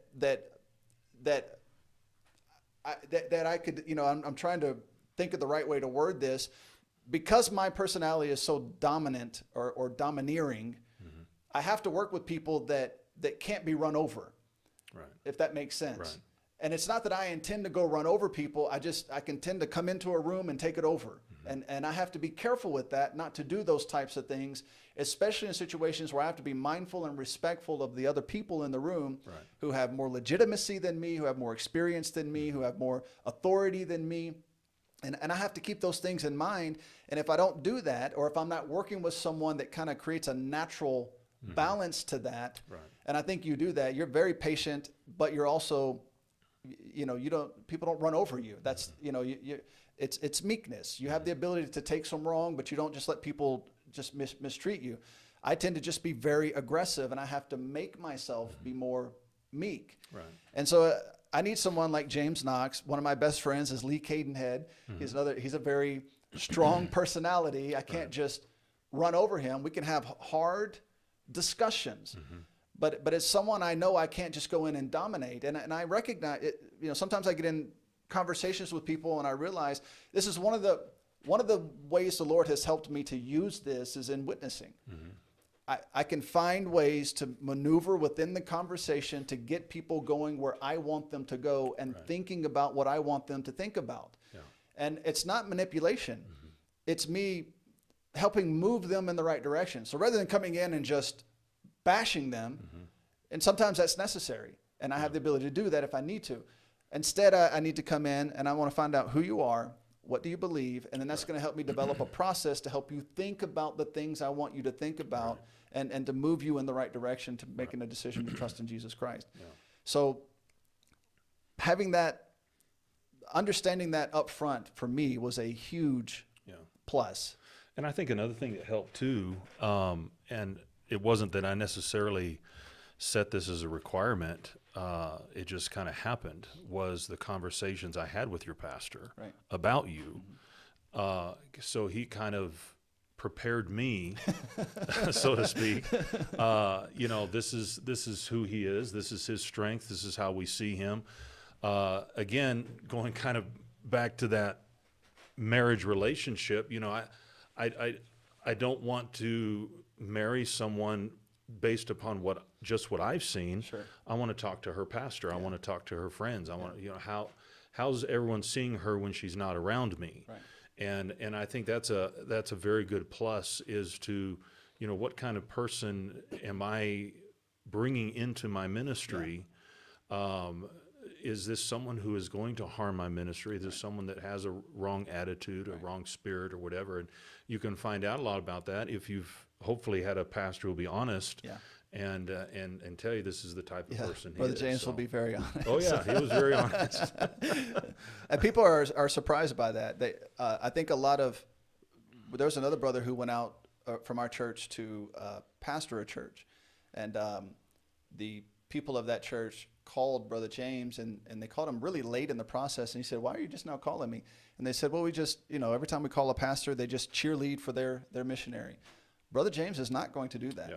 He's going to be very honest about the positives and the negatives. And now in proper situation, he's not just going to tell anybody, but in a situation like that, he's going to say, "Okay, this is what you need to think about. Right. This is what you're bringing in, positive and negative." Right. And I think a lot of pastors maybe are a little reluctant to do that. We have this mentality we're just supposed to cheer each other on and never mention any of the defects. I wish there were no defects, but unfortunately, they're about a mile high. Well, and I just think there are situations where a lot of pastors, if they would, instead of just being that yes man, right. and be very frank and honest, I think we would save, not only save relationships, but save thousands of dollars. Because there's guys that, come in and they either ruin a ministry, or they have this idea they want to be a missionary, and they spend years and years and years and years and years on deputation, and then they come to the mission field and, "Oh, this is not for me." And a pastor ought to be able to know the people he's sending out, and they ought to be able to know the personality. Are they going to do the work? And if they're not, they need to be honest and say, "This is not the person for this." Right. And so I think if a senior missionary is bringing someone into his ministry, all right, you're going to let this guy come in and teach your people. You're going to let this guy. I prepared my people for you coming. Right. Okay. I sat down with my men. I said, "Listen, these are the areas where Brother Thomas and I are different, but these are not areas that would separate us. These are not areas. I want you to know this so you're not surprised and come to me and say, what is this? Did you know this heretic you brought in? But I want them to know ahead of time. And I knew a lot of that because I knew your pastor. I know your church. I've talked with your pastor. And so you did not come into our ministry with me being blind to who you are. Right. And I think the more preparation a senior missionary has in knowing who is coming into that ministry and how that person is going to have an effect on his people, and I think that's been very productive, because they've come in and they've heard different things that you've said, and they said, "Hey, we're willing to listen to him," or "This is his idea." Right. We already knew about it.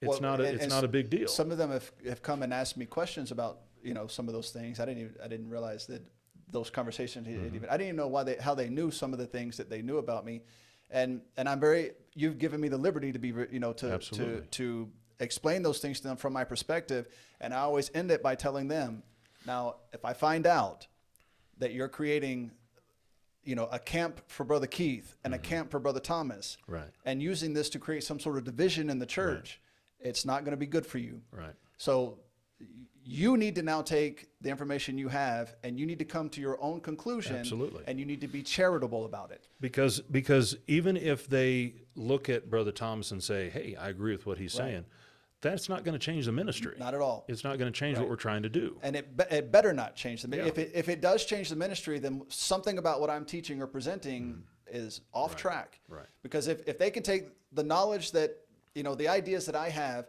and they implement them in practical, and the practical outworking of that is tearing a church apart. Right. That's not good. Yeah. That's very bad. Yeah. And so those are other things that there was a missionary who I've met missionaries who are so excited about how different they are, and they want you to know they major on the fact that they are not you. Yeah. And I don't see how that's helpful. Right. Of course there are going to be differences. There are two human beings in the building. There are going to be differences. Right. That's just how it is. You come from two different churches, two different backgrounds, two different states, two different. I mean, it's going to be there are going to be some differences.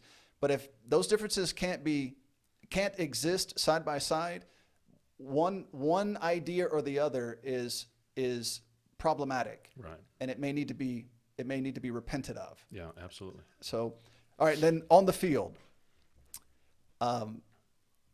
competitive natures. How do you handle, or what would be some good boundaries to put in place so that ambition doesn't become destructive? We want to we want to be ambitious. We have goals. We have things we want to accomplish, but we can't put the cart before the horse. And there has to be a process to how we're going to get there. And I like what you said in the beginning, that process can't be so definitive that there's no wiggle room, to accomplish it. You're going to do things slightly different from me. As a matter of fact, our daily lives, I mean, we just get up and we go to work. Yeah. We don't meet together. Right. We don't, you have to be where I am. I have to be where you are. You have a day's full, worth of work that you need to accomplish. I have a day's worth of work that I need to accomplish. Oftentimes, what needs to be accomplished overlaps, and we have to reach out to each other, or help each other, or work with each other, or whatever the case may be. But all in all, I need to be busy doing what I need to be doing, but it can't be, again, destructive to the ministry, and you need to be busy doing what you're doing, and it can't be destructive to the ministry. Right. It just, we haven't talked about that. Yeah. It just kind of worked out that way. But what are some practical ideas that people can think about so that they're not stepping on each other's toes trying to accomplish the glorification of Jesus Christ, which is insane. Well, again, I think it at the risk of just being repetitive, it comes back to all these things you've been saying about lowliness and meekness and humility. I have never seen in my ministry here, we've seen lots of people saved, we've seen churches started, but I've never seen our guys so excited about soul winning since you came. Praise the Lord. All right. Why would I look at that and let that hurt me? Why would I'm rejoicing. I'm saying, hey, this is not a threat. This is something that Thomas is bringing into our ministry that for whatever reason, I never brought it in. I mean, we did it. We go soul winning. We do those things, but there's an excitement there's a zeal that you have about it that I just have not had. And our guys are excited, man. They're walking 2 or 3 miles, to go soul winning and discipling these people. And I came back the other day, and the guys were coming up. Hey, we saw 3 people saved. When we went out to the, and why would I think that you're a challenge to me? I want to sit back and say, hey, praise God for that, and so if I'm going to let another man who's doing right and taking what is right to the next level and let that intimidate me, then there's a problem with me. Sure. And so I'm sitting back and saying, hey, you know what? I'm not going to do anything. If anything, I'm going to let him motivate me to do some more personal evangelism. But if he here in our town church can get our guys excited about that, and my love and strength being out in the village and working with these village churches and teaching all that, we're working together. Right. And like you said, we're not on top of each other. We're not meeting together and saying, all right, what's your schedule this week? Right. What's my schedule? Today we're going to be going to the village together because it worked out together. But most of the time, like you said, I mean, our houses are right next to each other. We have a wall between us, but sometimes we go a week without seeing each other. Sure. Because you've got your ministry, I've got my ministry. We're working together, but we're not, it's not that I'm a boss and it's not that you're an employee. Yeah. No, you were very clear about that when we first met, that you had no intention of being my boss or my, and if you're going to be a missionary, I think it's a good idea, especially now, if you can, to start off working with someone who's more experienced. But but it doesn't always work out that you're working with someone who's easy to work with, and I get that. But you need to have that independence that people want to have needs to correlate into you showing up to work and just doing what needs to be done on a daily basis. Not you trying to take over and dominate and impose yourself. But if you need me to tell you a schedule, right, you don't need to be here. Yes, Yes, that's exactly right. And so I like the way it has worked out. And I've done the same thing. My sister is working here, right, and her ministry is helping us with children's ministries when we go in the villages. But I told her the same thing when she comes. Sure. I said, if you feel God wants you here, then you be here. I'm not here to tell you what to do. And I'm the same. She's my family, but I go sometimes a week or so without seeing her, but she does her ministry. She knows what she's supposed to accomplish. She knows what she's supposed to do. So all three of us working together to accomplish that same goal. Yeah. But there's no hierarchy, Amen. so to speak, so. No, there's not. There is, but there isn't. So Yeah, in my mind, I have to be mindful.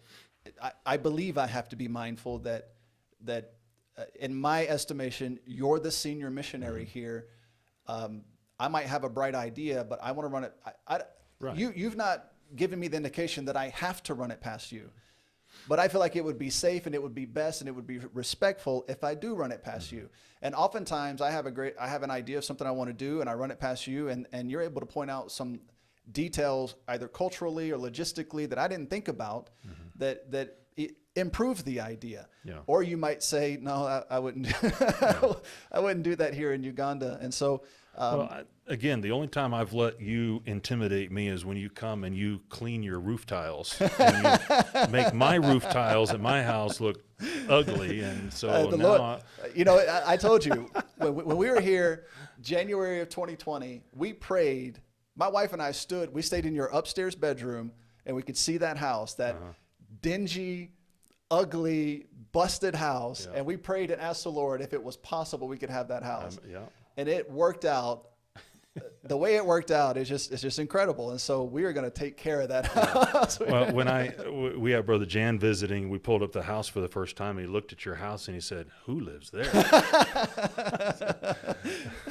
It's amazing what some clean tiles and paint can do. That's exactly right. That's exactly right. All right, and you've mentioned identifying each other's talents, and I think this is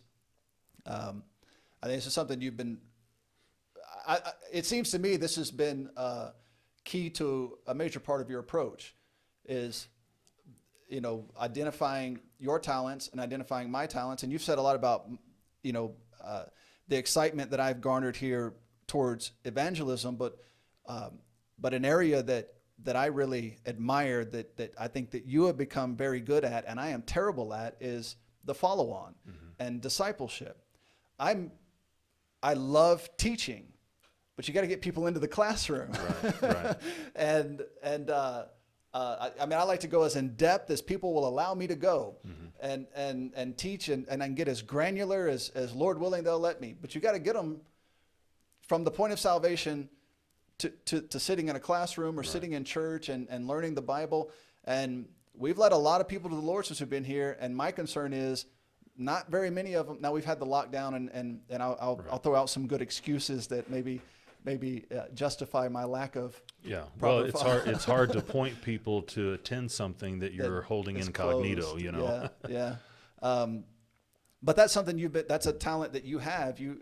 I'm not great at relationships. I don't want to talk to people. I'm okay with meeting you on the street, giving you the gospel, and then saying, "All right, nice meeting you, goodbye." Yeah. That's something I have to work on. If you're going to be a missionary, you have to be able to engage in relationships and to teach people, and that's something that you're very good at. And that's not something that I'm very good at. It's a personality defect. It's something I have to overcome. I have to make myself do. But a lot of what you have mentioned seem to be based on identifying other people's talents and saying, man, let them run with that. Yeah. Stay out of their way, Right. and let them do that. So what do you, how do you go about identifying people's talents and then kind of, I don't know that you've done this with me, or maybe you have and I haven't realized it, but kind of ushering them in that direction and letting them take off with it?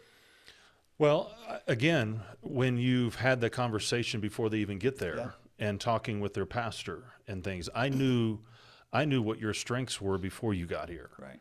And that's why, our church went through some situations right as you got here, change of leadership and things. And I recommended to the pastor, I said, hey, you know what, this is Brother Thomas's strength. This is how he can help our church.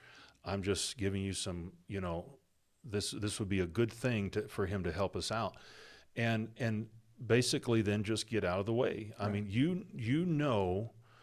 and I saw this when you were teaching, and again, I learned from that, and I've used it so much since that time, but in that first Trinity Bible Institute, you set the process for those guys, and I think that's what got them so excited is All right. What is our goal? The goal is the gospel. Right. All right.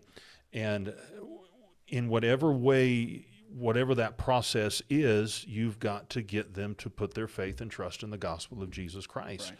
And it brought so much of the broad ideas of what soul winning is down to a very simple concept. Right. All right.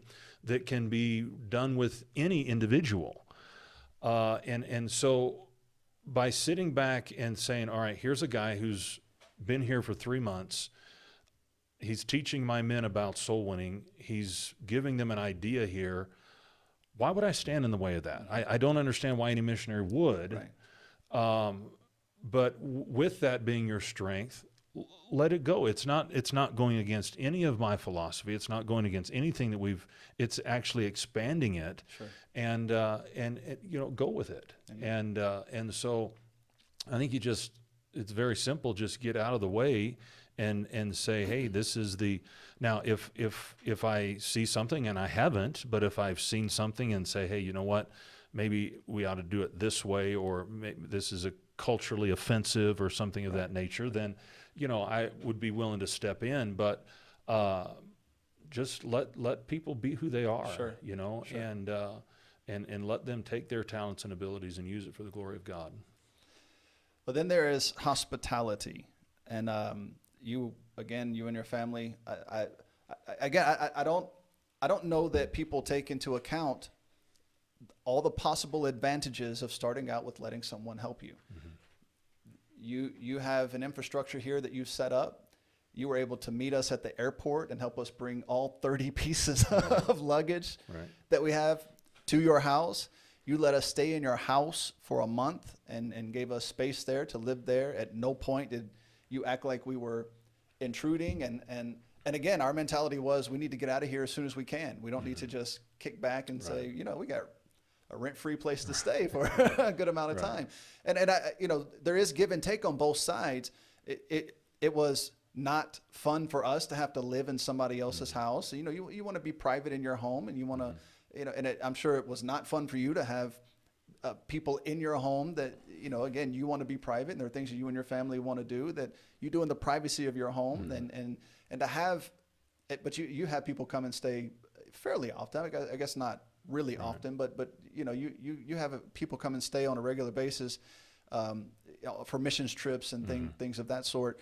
But man, having that, I remember calling you because we were supposed to stay in your home while you were gone, not while you were there, which still is a huge imposition and but a blessing to us, and it would give us time to figure out where we were going to stay, and then of course COVID-19 hit and the world locked down and we didn't get to come, and then we were coming back together, and I remember calling you and saying you were going to let us stay in your house while you were gone, and you were like, yeah, brother, you can stay.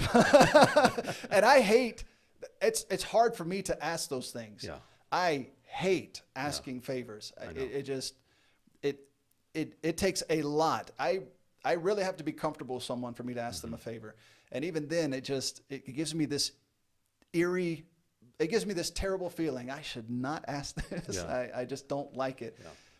But taking advantage of one another's hospitality and not being reciprocal, I think that's where maybe a lot of wives, get into some issues where they're not, proper boundaries are not set, or at least realize. You don't have to say, okay, here are the rules for our friendship, but you should recognize that you can't be at somebody's house all the time. You can't. Your purpose here is not eternal fellowship.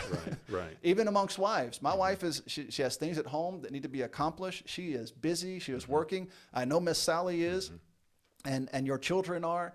We don't have time for sitting around, hanging out all the time, which is where a lot of these problems, I think, get started. Is just too much idleness of time. So how do you put boundaries for? What are some boundaries or things to think about in terms of just personal hospitality and looking out for each other, but not overstepping your bounds and imposing on each other? I think it's just having the awareness and understanding that if there is anything that this missionary needs, even though it's uncomfortable for you to ask, I want you to always be willing to know that, we are, I think it goes beyond, even beyond Christianity to a point. We are of the same culture. Sure. Okay. And we're working in a vastly different culture. Right. And so the things that I understand about you and you understand about me would not be understood by a Ugandan. Mm-hmm. And so just being able to have that understanding that there's someone here, if I need to go to the hospital and my wife has to take care of me because nurses here don't do any care, someone's there to take care of my baby. Right. I mean, who else am I going to give my baby to take care of? If your internet breaks down, all right, I know that there's someone I can go next door and I can use their internet, or it's just being there for each other, having where when you're by yourself and things break down, there's no backup. Sure. All right. So with missionaries working together, there's kind of a backup system that you don't abuse it, but it's there if something has to happen. We've had times that our drinking water has broken down, and well, I could go buy some, or I could go next door and get a jerry can of drinking water. Right. So it's that confidence, and that's one of the great things about having someone where you're not just in a town by yourself. Right. You've got someone that you can rely upon. You've got someone that there's times that my wife and I, like right now, you can only have 3 people in a vehicle. Mm-hmm. We can't take our kids with us. Right. So I don't ask you to watch my kids, but I know when I'm in Kampala, if something happens, you're there. Yes. And so it's just having that. I think that having that backup, there's a security there, knowing that, again, like you said, we're not always in each other's house. We're not always on top of each other. Let's do this and let's have this fun and all. There's work to be done. There's ministry to be done, and we do have times of fellowship. Yes. But there's just that knowledge. There's that comfort in knowing that if something happens, if there's, we just recently had a missionary in Kampala that died of COVID or complications with COVID, and missionaries were able to step in there and help her out. Who else is she going to turn to if there wasn't other missionaries there? And so that's just, I think, in regards to that hospitality. And Sal, my wife has always been one I guess we learned this from our pastor. Your home is not a museum. It's designed to be lived in, and we want it to be open to anyone who needs a place to stay or needs some fellowship or needs some encouragement or whatever. And so we've always had an open door policy, in our home, and we've enjoyed that. There's been times we've been taken advantage of, but the majority of the time it's been a huge blessing. And we'll continue to do that. I mean, we're planning a medical team coming over, and so we're planning on, having to host, up to 35 people. Wow. And so it's, you just work with it, and I praise the Lord. And a lot of that has to do with a wife who is patient, who's strong, who has ability to organize, and so much of it, I can't even take credit for. She's just a trooper about it. But hospitality, I mean, that's one of the qualifications of a church leader is given to hospitality. And so I think that's something that we need to practice definitely to maintain that unity there. Well, we're going to wrap it up here, but I do want to just broadly mention one last problem. That is what I want to mention is solving problems that arise.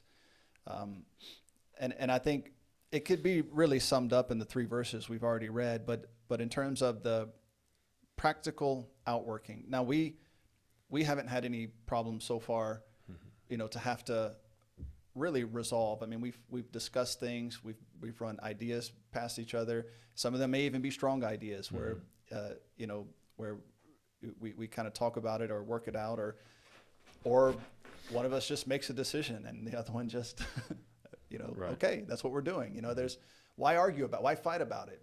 You can't get your way all the time. But So I have some ideas listed here, and we don't have the time this morning to go through them all, but to deal with problems that arise, I would just suggest, first of all, there's scriptural solutions. Sometimes it's immediately applicable. Sometimes there's some direct revelation in the Bible that will deal with it, and one or both of us need to be ready to adhere to that. There's just that should be a given. Right. But then sometimes that can't happen.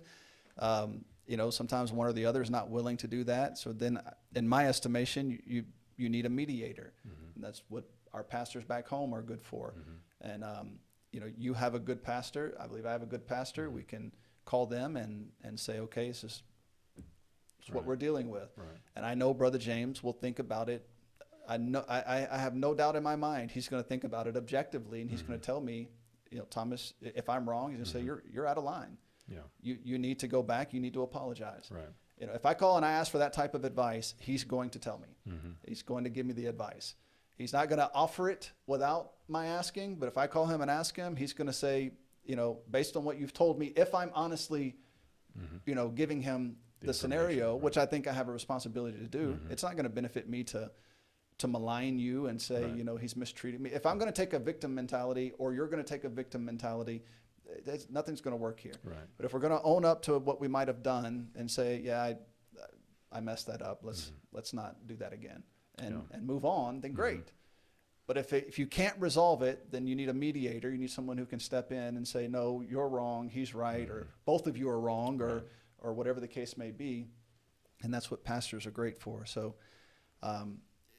but those things I think need to be I think that would be, I'm assuming that would be just a natural thing for you and I to do, is to say, okay, we're not resolving this here. This is not going anywhere. We need to bring in some outside help to help break this down. But it would be best if we just never let it get to that point. If we just didn't do that. Now, in conclusion, ultimately, communication and humility are the keys to any partnership. Without these two attributes and all that they entail, attempting to partner in the ministry, it's just going to fail. But a valid attempt at both can bring lasting success. Absolutely. Now, in my estimation, of course, I'm looking at this from being new here and having come in, and I think in a very good situation. I think this partnership, or my end of this partnership, has been tremendously valuable to me and my family. Amen. So I don't know how you would, I'll give you the last word on missionary partnerships. What is your ultimate conclusion? What do you think people should? Well, I think it's interesting that when Jesus sent the 70 out, it was 2 by 2. Right. He sent the 12 out 2 by 2. You go through the entire book of Acts, every time they went out, there was always a team. I don't think that's by accident. Sure. All right. I don't think that Jesus just arbitrarily said, go 2 at a time. There's a reason for it. Right. Ecclesiastes, 2 are better than 1. All right. If one falls, the other one can pick them up. There is a biblical principle involved with being a team. Sure. All right. And I understand that in every situation that you may go to a country, some island on the South Pacific, and you're waiting for someone else to be called to that same island on the South Pacific. Sure. It may not always happen, right. But when it does happen, and when that opportunity is there, make it work. Right. Because you can do so much more, and you can accomplish so much more when you're a team. Right. And so if you have that opportunity, and you've looked at, you've said, all right, this person's what he's trying to accomplish, it will fit into our ministry. He's heard my philosophy. He's in agreement with that philosophy. There is so much value in having a team effort, that if you and the other person will just simply have an attitude that says, we are going to make this work, then there is so much that can be accomplished. There's so much that can be done. And so don't think about all the different, well, it didn't work for this missionary, it didn't work for this missionary. Apparently it does work, right, because it's in God's word. Sure. All right. And Paul Paul was not a perfect man, and there were times he had problems with Barnabas teamwork, and but it didn't stop him from getting another teammate. Yeah, all right, that's right. Yeah. And so he said, all right, if it's not going to work with Barnabas, let's get Silas and let's go. But there was always somebody with him. He always had a Timothy. He always had, John Mark ended up coming back with him, and so everywhere he went, he had somebody. Mm-hmm. Because there is an advantage to it. Absolutely. And it doesn't, there's nothing in the Bible says you have to have one, mm-hmm. but if you do, count it as a great advantage, as an opportunity, and then make it work. Amen. Well, praise the Lord. Well, thank you again for your time, and thank you for the help you and your wife have been to my family and I. I couldn't imagine getting settled the way we have and doing what we're doing without the help that you two have provided us. And so it's been invaluable. So Amen. For those of you listening, thank you for listening, and God bless.